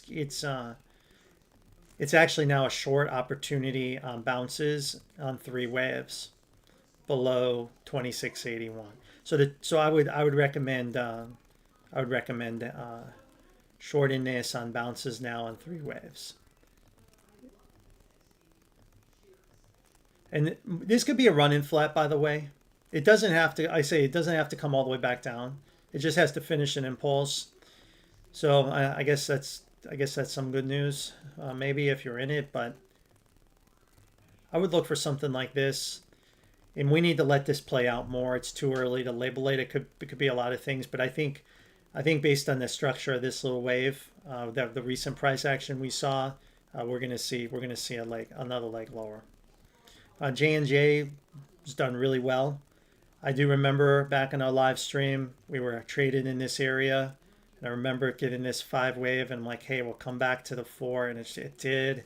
And I just remember that we got this so right. I really hope the people out there listening to my, live streams are benefiting from this. And even our elite group, we gave a box. I presented a box here for elite members. I mean, I had no idea it was going to go vertical. I mean, look at that, guys. It's incredible. So we had it. This is also a good lesson in Elliott wave theory, right? Elliott wave person could easily go like 1, 2, 3, 4 and think this is a 5, but it turned out to be another 1, 2. Okay, it turned out to be another 1, 2, right? And we put the 1, 2 here and the 1, 2 here because again we drew the trend line, right? And you can see the break right here, the cycle break right there on that move down. So it's a very shallow pullback. So people are panic buying dips in this. So people want to own J&J. So I don't know what they got going on in their company these days, but man, people are panic buying this thing. So if you can get a 3-wave dip, it's a leader in the sector. It's a sector leader now. And what's really interesting about this chart on the grand super cycle is it corrected the whole grand super cycle, like basically, or I'm sorry, super cycle, not grand super, but basically it corrected the cycle since 2009 with just this little dip. That's how panic bought people are. We're FOMOing in on it. I mean, this is a stock that fundamental investors like dream about every night. I mean, they just love Johnson & Johnson. Kramer loves Johnson. Everyone loves Johnson & Johnson. I mean, good Lord. So this is it. It obviously is doing great. But I think at some point this we got to get a pullback, another pullback to make the 4, right? I would think. Okay, so I would expect that, but I would be looking to buy dips in 3 waves aggressively. If I was you guys, everyone's focused on some of these Nvidias and Teslas. This is a stock you need to be focusing on. J&J. When you get a 3-wave dip like something like this, I mean, you don't know. I mean, that's the type of price action we're seeing in some of these, I guess, these dividend paying kind of safe, your grandfather's stock, stocks, of your grandfather's era. They're doing really well. Cash flow, right? People want cash flow, safe cash flow. All right, ALAB. Astrera Labs. Oh, good old SoFi. Oh, I have something to say about SoFi. Okay, Astrera Labs hit our short area, and look at that. Literally hit it almost to the penny. It's almost like magic sometimes. And down it went. Okay, so looking at that, we can try to get a. First, we need to figure out, is it this bullish setup or not, or is it lost? The higher lows, okay, that looks okay, but the higher time frames, man. So look, you see it's still bullish. Look, a 1, 2, 1, 2, 1, 2. It's still valid, but if we come back down and break these lows here, if we come down, then it's invalidated.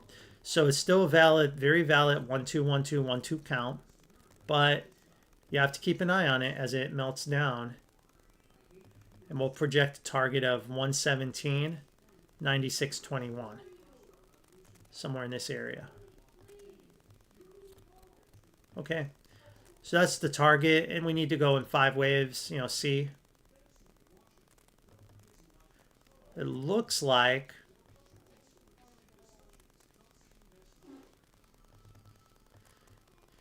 let's go to the 15-minute and see what's going on here. So that wave's done. So I wonder if C can be finished. Did we? No, see, we didn't take out that divergence. So no, so it's just one of C. So looking at it from that point of view, I mean, obviously this box is going to be breached. I won't present it. So it's going to go deeper, only if the 2-wave can rally more, but probably looking at something like this. Okay. You got this gap here. Maybe it'll fill that gap. They have a lot of support at 93. So it's going to be tricky to try to time the bottom on this, but we'll have to just keep an eye on it. I bet somewhere down here is the low. Okay, and then SoFi. So SoFi, guys, this is one that, yes, this is one of the ones I just was not in love with in the 2022, yeah, how can I say it, bear market, because of the way we bottomed down here. I hate it the way we bottomed down here, but look at the run it's had. But now I sit back and look and I go, oh, look what's happening. We didn't make a 5. It's in a huge flat. So I always tell people, man, I'm like, hey, if you know, it's like if it doesn't bottom properly, sometimes the market has a way of coming right back to where it goes. But look, it obviously was a lot of upside, so I think it was good. So let's see where we are. That's a huge move down in momentum. You see, we've already broken down. We broke the whole trend line. It's correcting this whole cycle right now. Okay, it's correcting this whole cycle.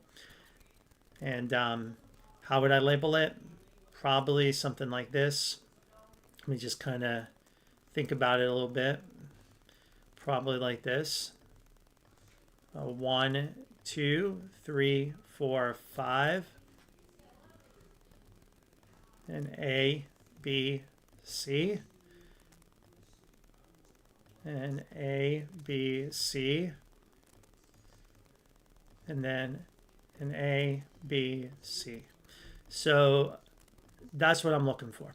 So again, could be running flat, so it may not go as far down, but 1, 2, that looks like your first impulse finishing up right around here, but let's go to the 4-hour. Put the B there, 5 there. Looks like a 1, 2, 1, 2 actually.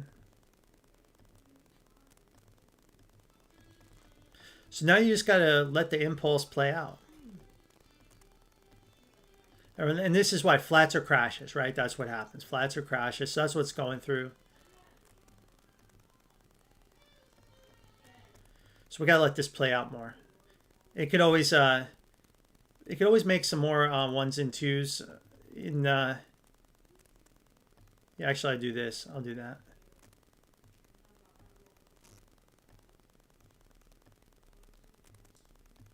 So maybe something like this.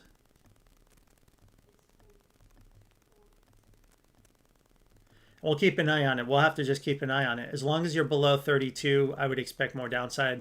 But it's in some kind of a flat on the grand super cycle off of the peak back in 2021. And the clue that this was going to happen was how we bottomed back here, which is why I never liked this stock and never talked about it. But it just definitely had a hell of a run though on the connector wave. Even if this was, say I'm wrong and it's an impulse off the low and that's the bottom, you're still correcting this wave, right? You would still come back and lose the whole 5. You come back to $7. So either way, it's still got downside, whether it's bullish or bearish. Okay. HIMS. HIMS is a good one. HIMS has made me mad because of all the internet propaganda. There was so much internet propaganda in this area. So many people lost money because of that. Is there any accountability? No, there's none for the people pumping it. A lot of people lost money. And it was so much fixation on it, that's why I started covering it. And yeah, we had a couple boxes here, you know, here and here. I had one here, little one, another one here. And guess what? We have another one. But this box is not quite finished yet. Here, whoops, don't want to do that. This box is not quite finished yet. So it looks like we have 3 down. Just got to validate it. Yep. So I think it's close. I think it's close. But not quite there yet. I think this $12 sounds really good to me. 12, 13, yeah, 12. 12, maybe 1261. Somewhere around there. Boom. That's what we're looking for. And I believe that hits, you know, kind of that trend line, depending on how you want to draw it. And that would be a 1, 2, 1, 2. Okay, so or it could even be in 3 waves, a big W and a big X. Who cares? It's just, you know, it's the time, because let's just face it, this downtrend is going to correct, and even bigger. This 3 waves is, so there's going to be a bounce coming. So somebody's going to post some happy talk about hymns. They're going to be like, they're going to kiss and make up with, with Novo, or they're going to do a deal with Lily, and everyone's going to go, it's all crazy again. That's what's, that's what's going to happen. That's what's going to happen. So, but right now, people are afraid. So I think this is the play. But it's a little bit of a fallen knife, though. It's been a fallen knife. But we've kept our members out of this trade for a while, right? Through this kind of this part of the trade, even when they were still being pumped on the internet by people. So, and even this pump, right? When we got this little pump, when they dropped some happy talk, right? Even it's like I told my members, don't. That's probably not the low, right? So then it got worse. As good as that news was back in that time, I think it was some deal or something, another deal. Then they just got blown up with the lawsuit stuff. I mean, damn. So crazy. Fortunately, Bull's becoming a go to zero stock, and that can happen. Again, it's funny, the emotion of hope. People will hope a stock will come back, and a lot of times it never does. So we had the box here, it bounced a little bit, and then it failed. So now it's changed everything, right? It's changed the whole nature of the move, and so now we have to look at it and expect more downside. All right. So let's just see where our connector waves are. So we're still in the same down. We're still in the same down leg here. All right, so let's take a look. So we're still in the same leg, and then that's the connector. That's the connector for this leg. So it did a double correction on that leg. It's getting messy, but you get the idea. And then I'll just kind of draw that so you can see it better. And then that looks like 5 down. So this ended up being 3,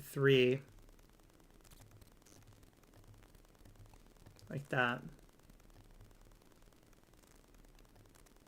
And that became an A, B, C. And now it's got to capitulate down. Okay, so now you need to finish this move.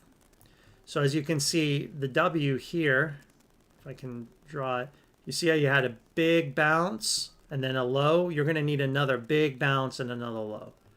So you're probably close to a big bounce, like I would imagine. And it looks like it's going to do it in 5 waves. And then that bounce is going to fail. That bounce is likely to fail. And then go even lower. And then, and maybe then, you have a shot at a much, much bigger rally. Okay, so I think it's got something like a 5 and a B wave, and then another leg lower, and that should complete this whole sequence. And it could complete the whole sequence. Like, so it could be a hell of a rally. If it even, but remember, it can go to zero and go out of the market. So there's no guarantee. So again, hope is a deadly sin for a trader or investor. This is yeah, unfortunately I'd be really worried in this. And but I wouldn't short the B either because it's already so beat down. It's gone. It hasn't corrected the whole thing. This bounce did not correct it. All right, and then looks like I've got a few more here. PAYC, Paycom, MNDY, and then Fig. Oh, Fig is another one pumped all over the internet. A lot of bag holders, and people listened to it. I think that's the stock. Yeah, that's the one. Well, we'll get to Fig in a minute.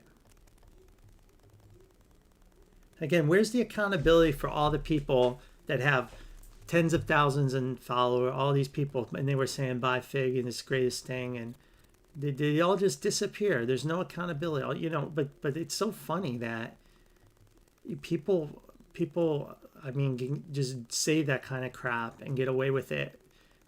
And I wonder if they're really even buying it themselves. I really do. Okay, so that looks like 5 up here. So we're probably moving in 3 waves. Let's go back and look at this. Yeah, we'll just have to move in 3. Something like this.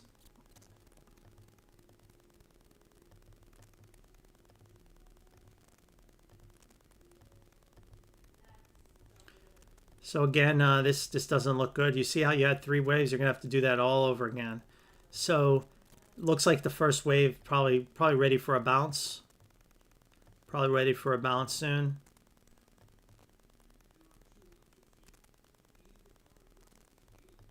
What's interesting, I see you actually have, based on the RSI,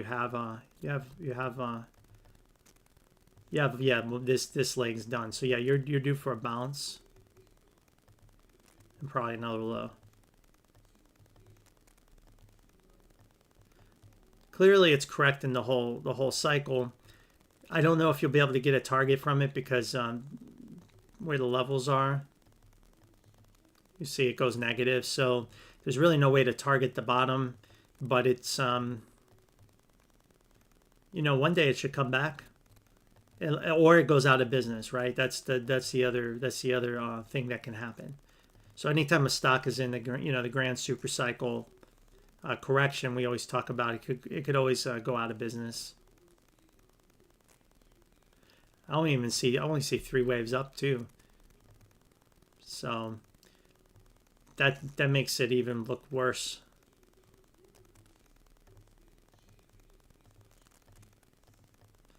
So, and you may never get why. All right, MNDY. Let's take a look here. So by coming down and breaking the low, it's, again, I still think it's going to whipsaw back up. And let's just kind of look at this one more time. So I think it's just running stops here. And then it'll whipsaw back up. It's just going to do some wonky structure here. Because the way we topped here just doesn't look good to me. Let's see here. Let's go to the C leg. Recent divergence, 5 up off the low. Bullish divergence. Yeah, it's bottoming the way I would have wanted to. So now you just have to count the 5 waves. Usually a gap down's wave 3, but it obviously extended that. So it probably has a little bit more downside, but let me look at the shorter time frame. Yeah, let's fix that. That's wrong. Well, actually, there's a 1, 2 right there. 1, 2, 3, 4, 3, 4. Then 1, 2, 3, 4, 1, 2, 3. Yeah, see how it just melted down? Just melted down into.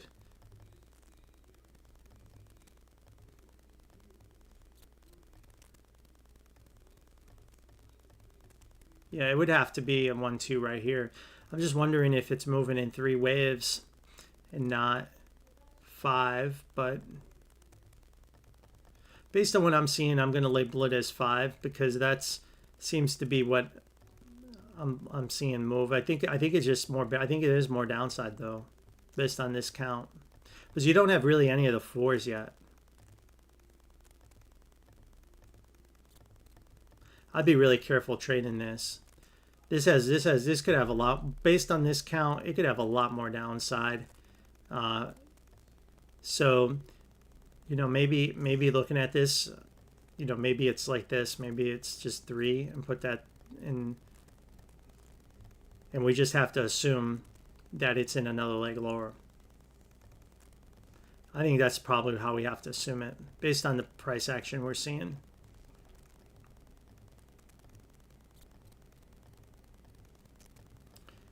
And we'll see if we can get a level or not. Yeah, I can't get a level. There's one here. Let me make sure I line it up right. Like $8.30, somewhere in that area. So that's what I'd be looking for. And then it's just going to finish a structure that looks like this. That's what happens here. All right, SPSS. So basically, it's you need to, like, the way I look at this is just kind of, again, from the low. We'll just kind of label it from the low. Looks like 5 waves up from here, but let's take a look. Yeah. It's just going to mirror our count in the index. And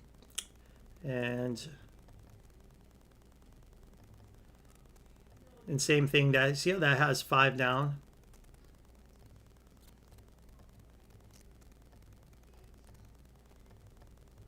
And that has 3 up.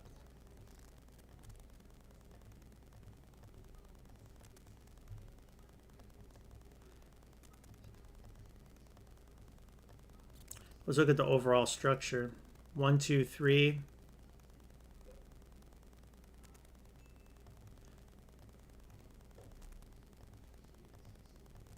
1, 2, 3, 4. No, it would be here.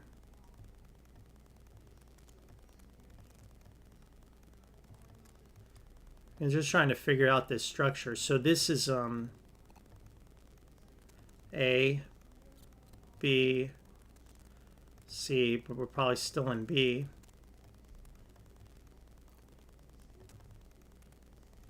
That's 3 waves down.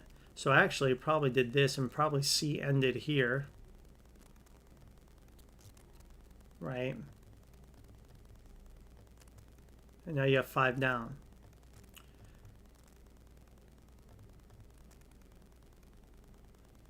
Very interesting. I haven't charted this before, but this looks like, to me, I mean, look at this here, 5 down, and then you have 3 up. Let's look at this this wave again.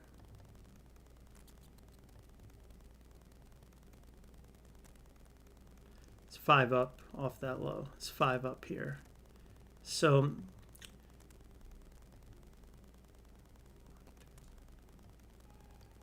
oh, it's a flat. That's why it's right there.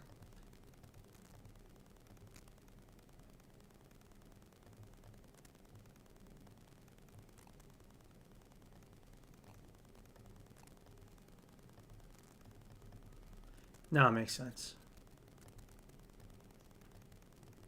Okay, so that's the SPSS. So now we're in this too. So this part is tricky.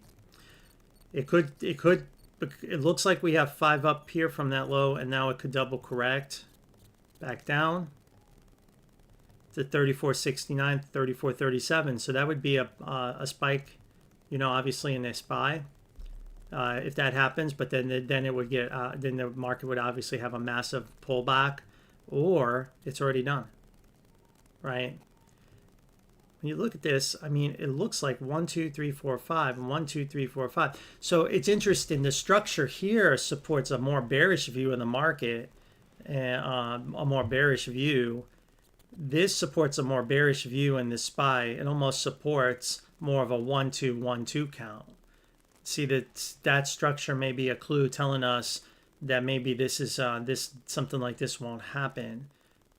So it's a clue. I mean, I don't like go, oh my God, I gotta change all my charts. But I'm just like, I keep saying like, we'll know, because on Tuesday we should not.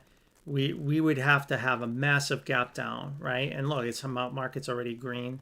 Now, if we see, the other thing is, if we see the SPSS dip into the box, then this is going to come back up into this box, and maybe it'll be a 4 like that, or maybe we just have to label it this way and do that. It's another possibility. And the reason I didn't do that. Why didn't I do that? I have to go back and look. We took out divergence just a little bit on that 45-minute. That's the reason I didn't label it that way.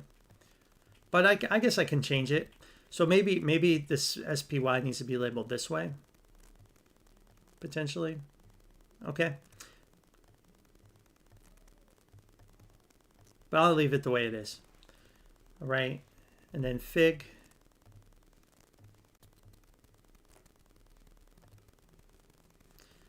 Alrighty, Figma. Oh boy. So looks like 5 waves down here. 1, 2, 3, 4, 5. And then down. And then 1, 2, 3, 4 again.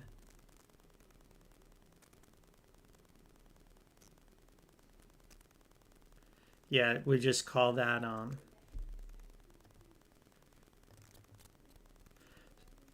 it's hard to find because we don't have a lot of RSI to work with. We basically are in the corrective leg. And it looks like making a series of, the C is still just kind of extending down.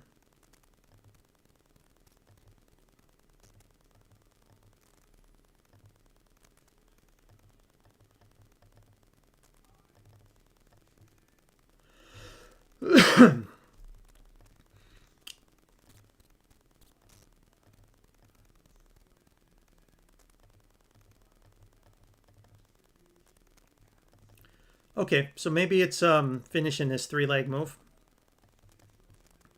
Now what we don't know is it going to bottom in 3, or is it going to make a 4 and a 5? That's what we don't know. Or it can easily just keep melting down and this can become a 1-2. So you need to just watch the trend line. When that trend breaks, that's one clue. The other one is the RSI trend as well. When that breaks, that's the more important.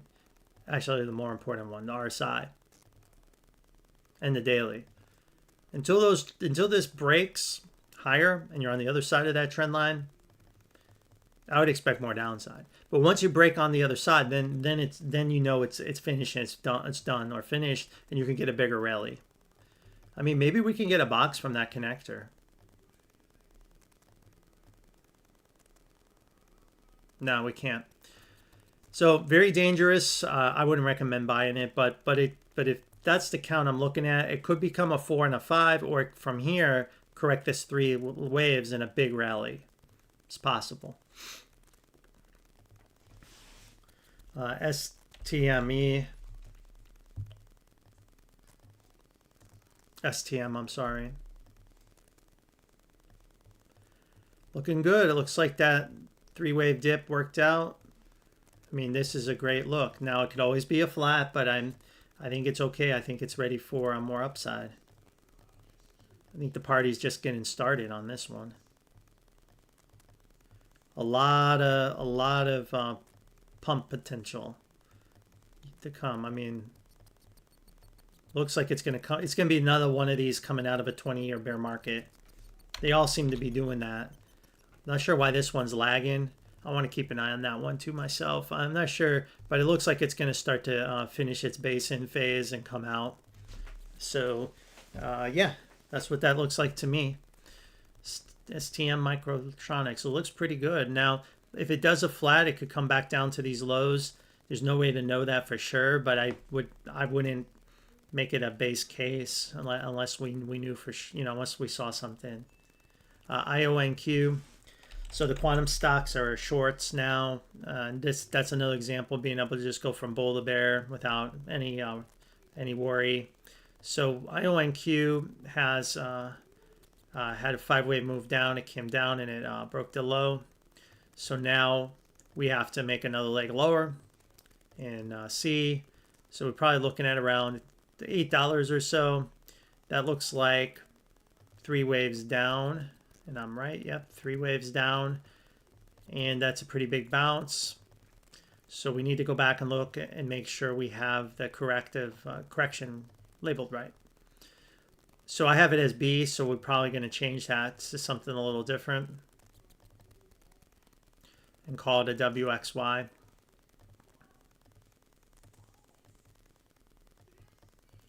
And then label this accordingly.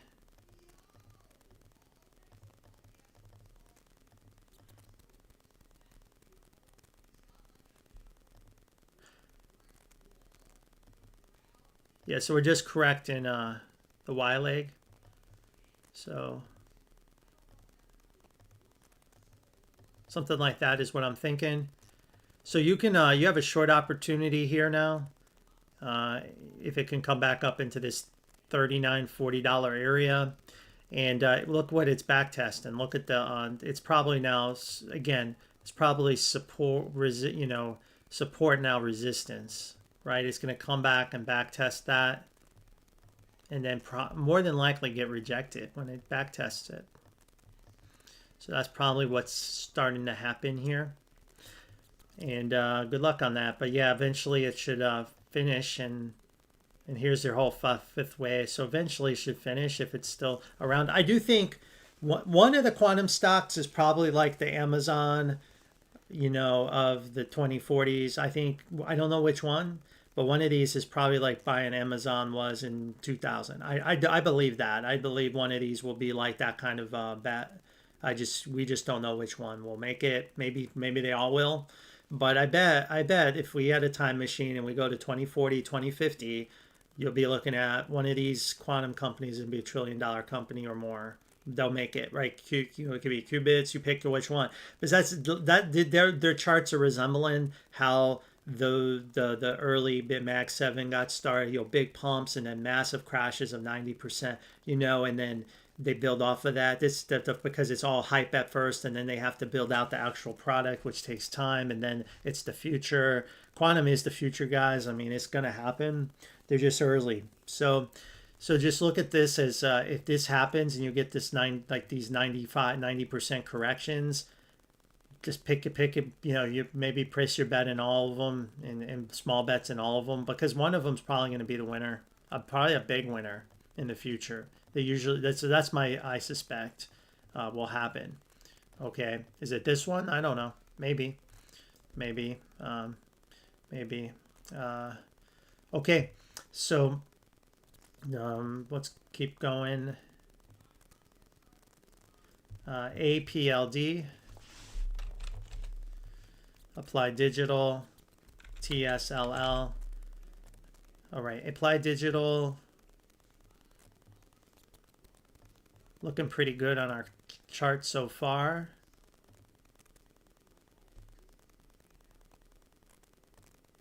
What's going on here?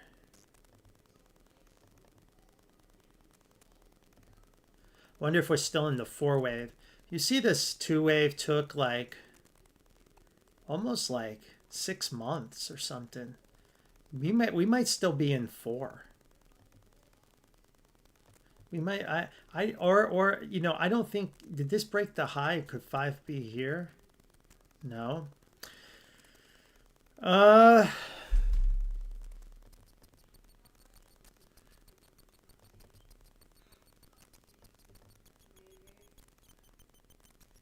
We're correcting the that advance. It's still bullish on the bullish trend for now.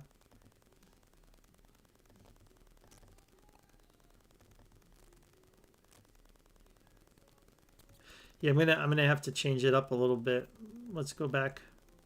Put the 4 there.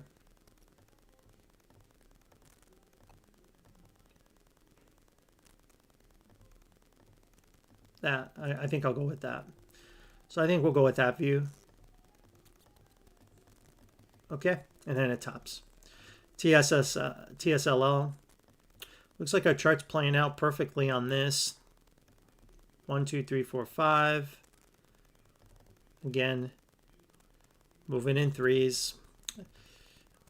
Market loves to do that. Or actually, that's only 3 waves. Yeah, that's okay. Let me see how we did. Yeah, that went down in 3 too. So some kind of 3-wave move. Actually, I'll label it like this.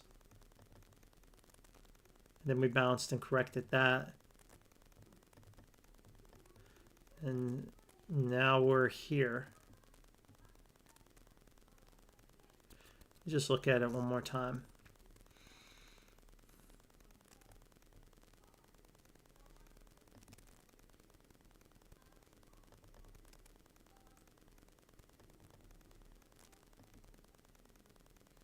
Here we make a couple changes here. I'm going to change the structure around.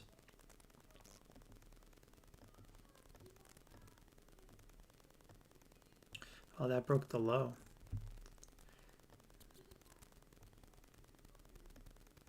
Well, that's okay. Actually, that's better if it did that.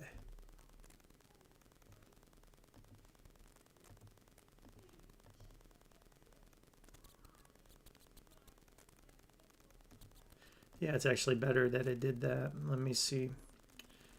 Again, I'm just kind of going back and forth on this.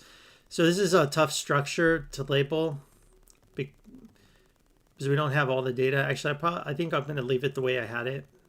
I think that's better. I think this wave is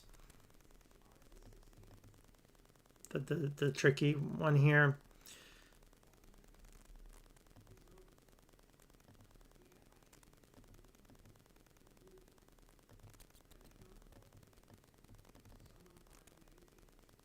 All right, we can call that 5. And then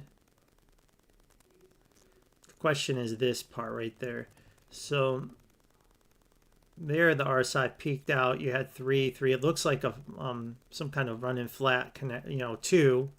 And then you come down and you almost do the same thing again here.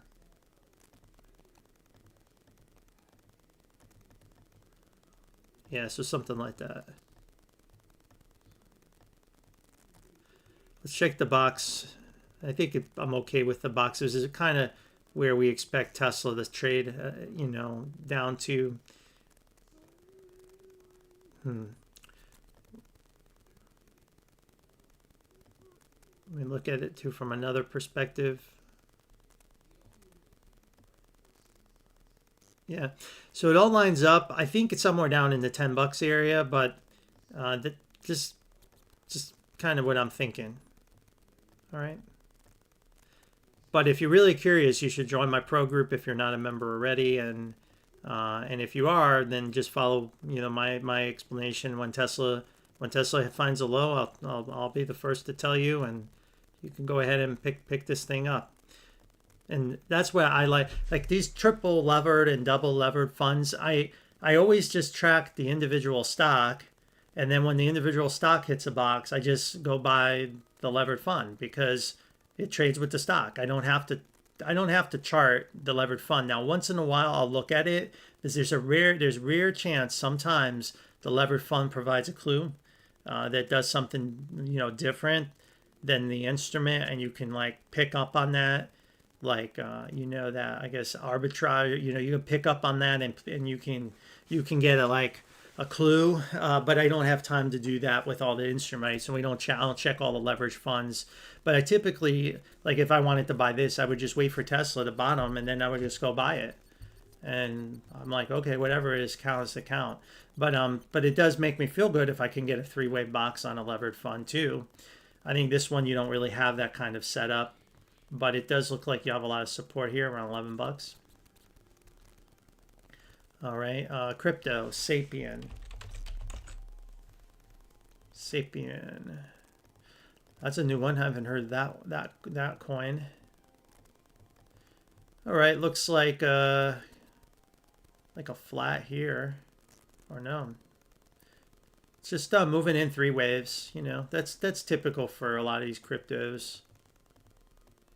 Just moving in 3 waves, and then maybe one day you'll get Y.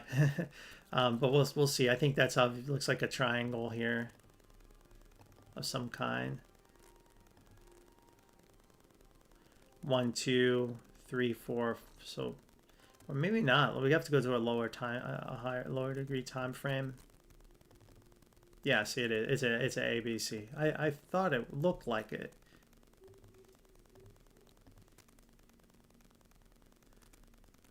Let me go back and look.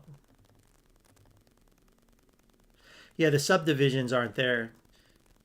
See, it's only 3 down, so we have not a triangle. It looked like one, but the RSI does not support that. So we'll look at it from that point of view.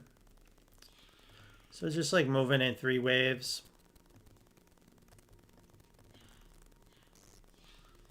Wonder if that, so the question is that the low?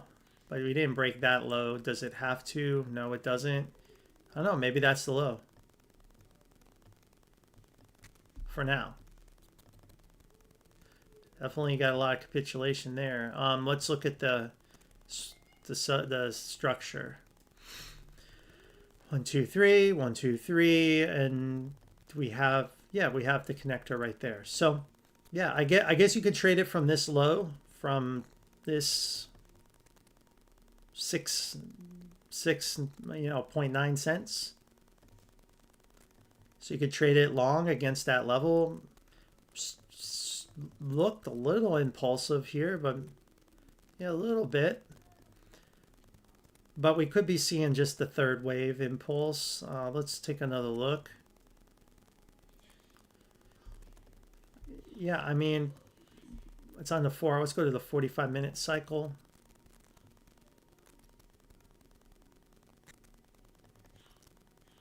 Yeah, I'm going to call it a 1. So, you know, I'll just say from that low on, you can try to buy it against that low and see if you get a wave 3 out of it.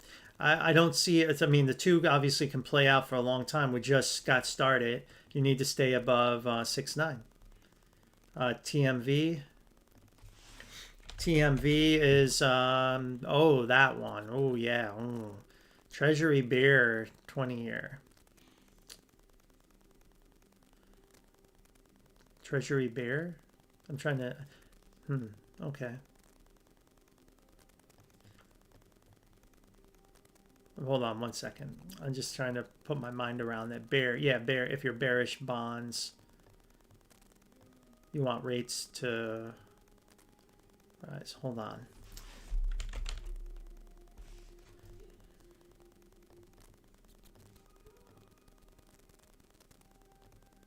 I guess they're the same thing, 2 different companies. Okay. Yeah, but I was like TMV. Yeah, TMF is the other one. Okay. Yeah, I guess you could, yeah, I guess TMV, TMF, TBT. God, there's too many of them. All right. So, okay, there it is. So TMV, it looks impulsive off the low. I mean, but what look, you know, we always say looks can be deceiving. So we'll 1, 2, 3, 4, 5, 1, 2, 3, 4, 5, or maybe even that's 5. That's probably 5 right here. And then you got, so it got a flat. Those flats, you know, they're just, and that's why rates are crashing down. That's why rates are falling, because look, it's in a flat, it's crashing. But we know what happens with flats is they make violent moves higher. Now see, because this move crashed down so much, you see there's divergence erased, but we're seeing the 3-wave nature of that move. You have to go to the 15-minute to look at it better, and now you see, so that's a 5. So of the C. So that's a little tricky, right? That's why it's like nuance in what I do and like how I look at the chart, because you have to know how to downgrade and upgrade symbols, right? You have to downgrade and upgrade symbols. Resolution, you know, have to have that resolution. So something like that is what I'm seeing.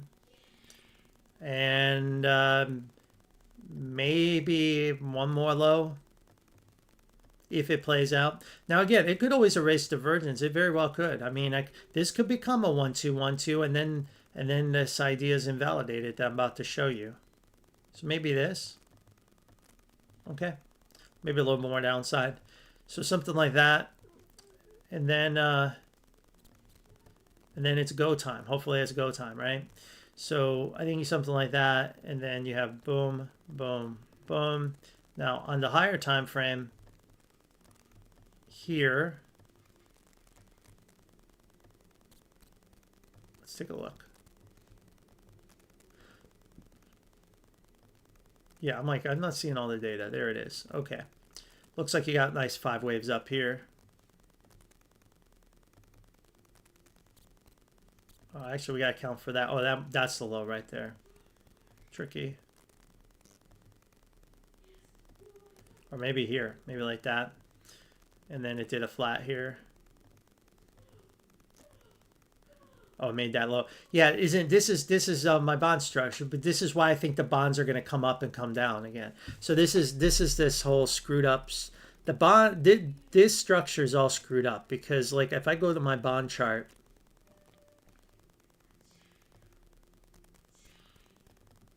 I have to see. I have bonds, the rates rising and then falling. See, we can't, this is a little different look. So I think this is going to do kind of the same thing, but in the opposite direction.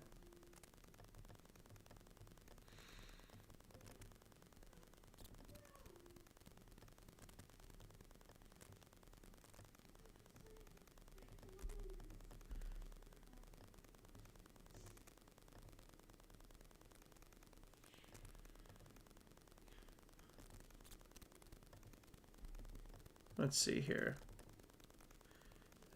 You know, since it's a triple levered product, it's moving. It's not moving as an impulse. It's moving in 3 waves. So I have to change my view on this. So it's different. This is triple levered product, or yeah, triple levered.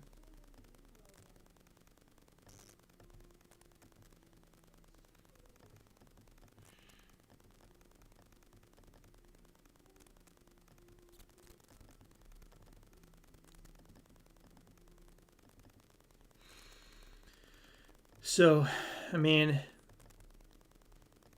it did bottom here in 3.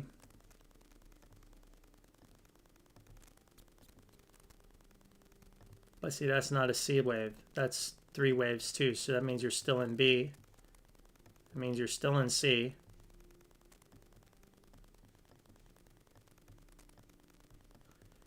And now you have to do this.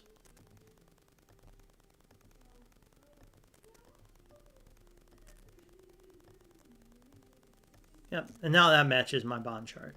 So that's what you got ahead of you. So good luck. That's what I'm saying. This is like just trade stuff, but I mean, something like, and then you have to impulse. This has to come out.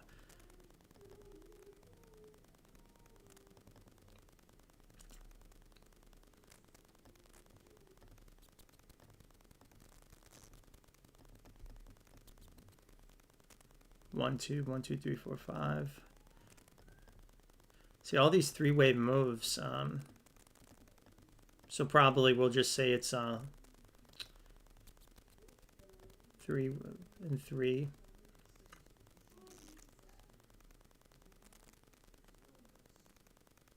Yeah, we'll put that there. We'll do that.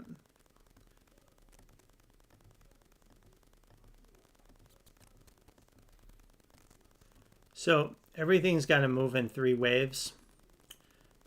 3. We made divergence. So nope, we put that one here. 3, and then 3. And now you need another 3. This 4 will be 3. And then another 3 for 5. And then B will be done. And then it's going to crash all the way back down.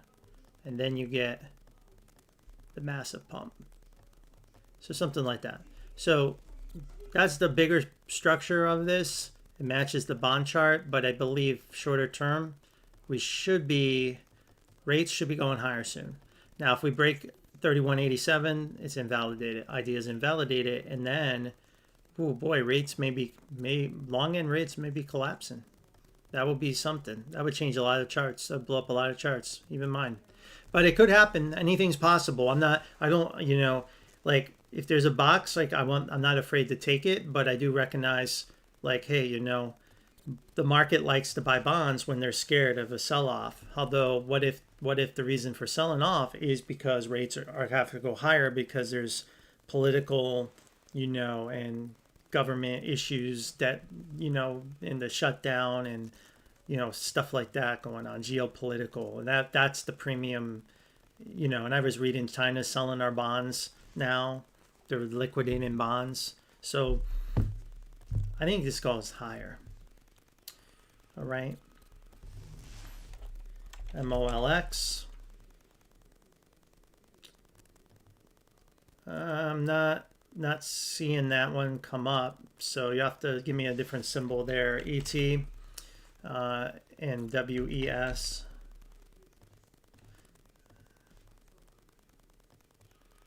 All right, energy transfer looks pretty good here.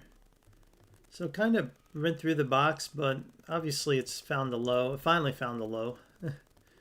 I mean, we had the higher time frames, right? Or we just trying to pinpoint that. Again, we can move that out of the way. You get the idea. So it's definitely coming out of this pullback.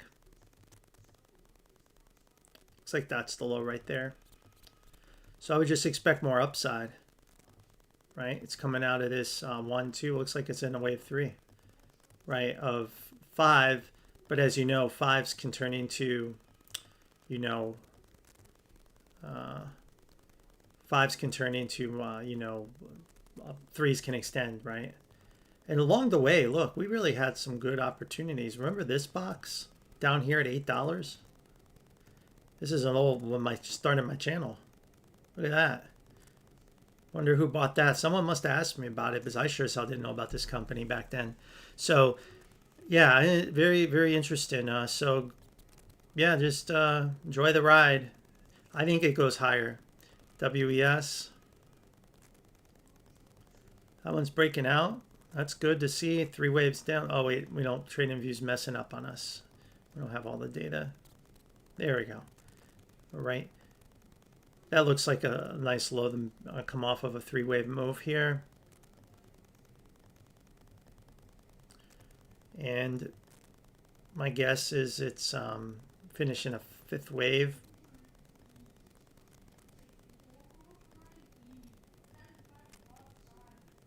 Yep, and that's what we're seeing. So we're in 3 of 5. So maybe a little more upside, and then of course it's going to have to have a correction. Probably back down to $32 or $31, and then come out. It's likely because of how we look here, it's likely to go higher. But I'd be looking for a 5 and a pullback, and most of the sector is in this count. Almost the whole sector has this like look to it. Charts look like this. Oh, you got in on that. So Timothy, great. Hey, if you were listening to me back then, congrats. I'm so happy you're still listening. I mean, damn. But that's great. See, I've been helping out so many people. That's why it's so funny. A lot of people think I just started like doing this, last year. I'm like, no, I've been on YouTube since December 21.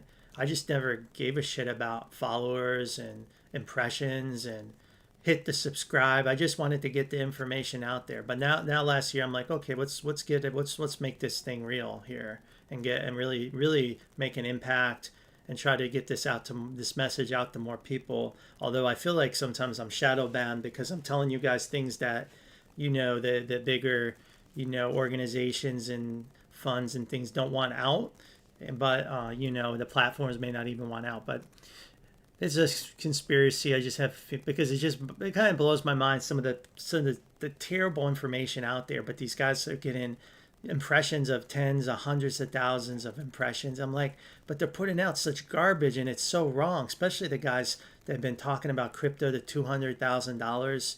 like the last couple months they've been it obviously hasn't happened, and they're still saying it. How many people are listening to that? But yet they get the impressions and the retweets and the this and the, so I don't know, man. The system, I think, is rigged, man, against everybody. Let's take a look at the next one here is FLY. Yeah, I think pissed some people off, especially at the tech low, the 2022 low, when I was telling people about technology bottoming. My God, I couldn't. I was, I think, attack. I was target of, attack on online attack. They did not want you to know there was time to buy technology back then. Luckily, though, I was able to tell enough people, at least definitely my friends and family. I was begging them to buy the growth funds in their 401ks. I was like, you better get in. But anyway, so FLY, Firefly Aerospace. So we see how we topped here, 3 waves. So it looks like just kind of a little corrective bounce. And we're going through. Let's look at this later. Yeah, just kind of a corrective bounce.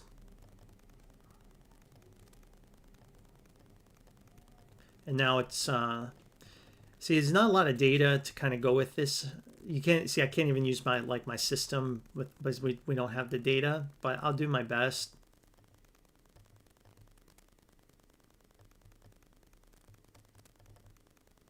Maybe something like that.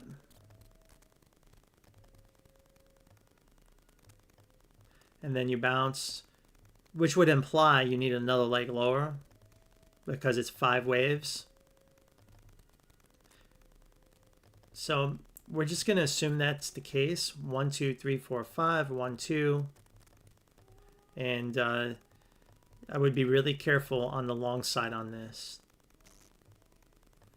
But the idea is once you complete that 3-leg move, it could find a low, it could rally, it could do a lot of things. I would expect downside. It could have a 3 of 3 to the downside at any moment. The earnings is a couple coming up. That may be the catalyst that does it. Or you go into earnings and it's finished. And then it could be the opposite catalyst. WNDY. WNDW. Oh, another solar stock. Like these solar stocks. Oh, this one's a nice one. 40 cents. All right. What's going on here? Where's our pump? Oh, good. Okay. All right.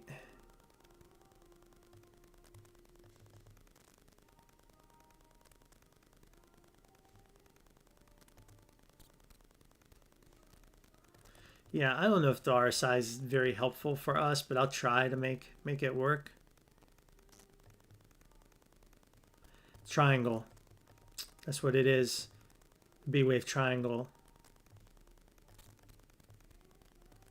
Hang in there. All I can say is hang in there. That's what this is. It could be done right here. Yeah, you guys are still haven't fallen asleep on the live stream. Keep an eye on this one. Keep an eye on this. I'm going to try to draw these lines. I mean, too bad that didn't touch. But if you can break out of this, right, you're about, maybe you're close. It depends how you draw it. And there's different ways to draw this because of the wicks and it's not liquid. I'll draw it, you can draw it like this. But once you break out, what is it at? 50 cents?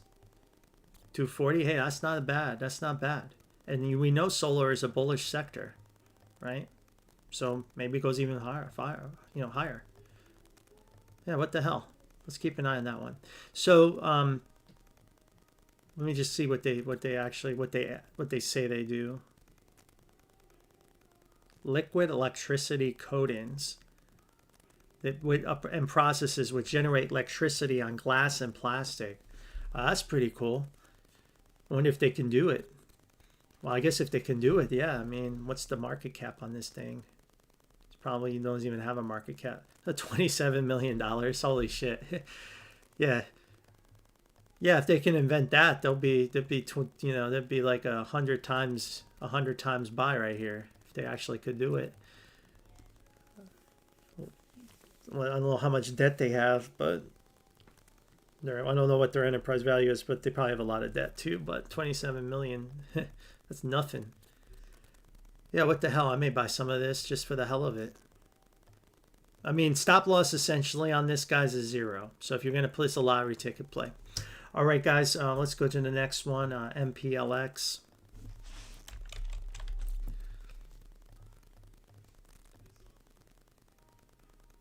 Okay, there it is. Oh, that looks pretty good. Oh, there we go. Oh, there it is. Trading view again. 3 down. See how you took out divergence? So we can call that a low from here. So like a 1, 2. Now it looks like a 1, 2, 3, 4, 5 for a 1, 2, 3, 4, 5. Looks like 5 waves is finishing up from this low. Although that looks like an extension candle. I can already see it. It looks like that's the candle you typically get when it's going to extend. So again, I can't guarantee a correction, but the most likely path is 5. So it has to finish like now, because look at all the divergence and the divergence. So and look, 1, 2, 3, 4, 5. I mean, it's either finished now or it's exploding out. So I don't know. I think it's always safe to assume a correction is gonna happen, and if it doesn't, that's a great surprise. And then you see you have the 4 here, but the problem with this 4 is there's no chart support until you get down to 35. So if we correct, I wouldn't be surprised if it comes back down to 34, 35. But eventually we'll come out of it again. What do these guys do? Oil. Yeah, see, it's the same chart. I keep saying, like, oil is showing this, like, 4s and 5s, and oil is showing, like, the run's kind of coming to an end that it's been on. Okay? That's what it's looking like to me. It's like the run wants to kind of come to an end, like, where you get this 4s and 5s. But if it extends, it extends. I mean, on the grand super cycle, it's very bullish. Okay, this is just short-term trading right here. Right, swing trade. That's all this is, because I'm not saying it's not bullish on the longer time frame. Right, as you can see, it's just, I think you got a pullback of some kind coming. I mean, in some ways, I mean, that pullback was pretty damn deep too, but it was still a 4, barely. Yeah, I'm still calling it a 4, but yeah, I think that's the right count to go with for now. But watch that divergence. If you're on the 45-minute time frame and divergence erases, then it's extended. It's not. There's no 5 anymore. It's going to be a 3 of 3. It's going to be a 1, 2, 1, 2. Oh, is that right? Elon Musk's sister is a VP. Well, thanks for that's a very interesting speculative idea that you brought to the community. Again, these are ideas we can't endorse buying anything, but interesting. All right, I'm gonna scan through comments and just see if there's anything else I can answer. What's your GME low target after X finishes? Oh, your lines seem to go way low. I'll give it on my next video. I'll share that with you to my pro group. I'll show the GME larger time frame view.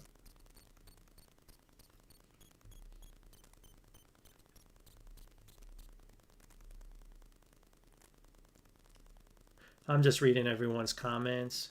Capitulation on waterfall is down if the house of cards, I'm okay. What are your thoughts on lithium? LIC still got a little more downside. I think the miners and metals have another leg lower, even if they pump a little bit like this week.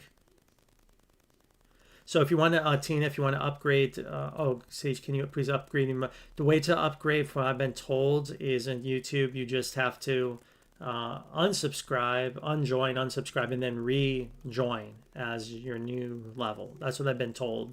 Maybe it's different now, but that seems to work for everybody. I can't do it. It's done by YouTube, and Google control that. Yeah, GME, you know, is we definitely cover that in our pro group, and we've had a lot of success with GME on our channel. All right, got through everyone's comments. I'm going to end it here tonight, guys. We can take one last look at the markets. Yeah, green. To me, this means nothing until really tomorrow night. This is just no noise. But maybe something more substantial will happen with the news or something. Would you rather us join the site of yours direct or through? So my site, my webpage actually points you back to the YouTube channel. So like if you were to click here to join, it goes right to my YouTube page. One day I'll have, I'll be, you know, maybe I'll have my, you know, I'll have my own, you know, I guess account here where I'm not going through YouTube.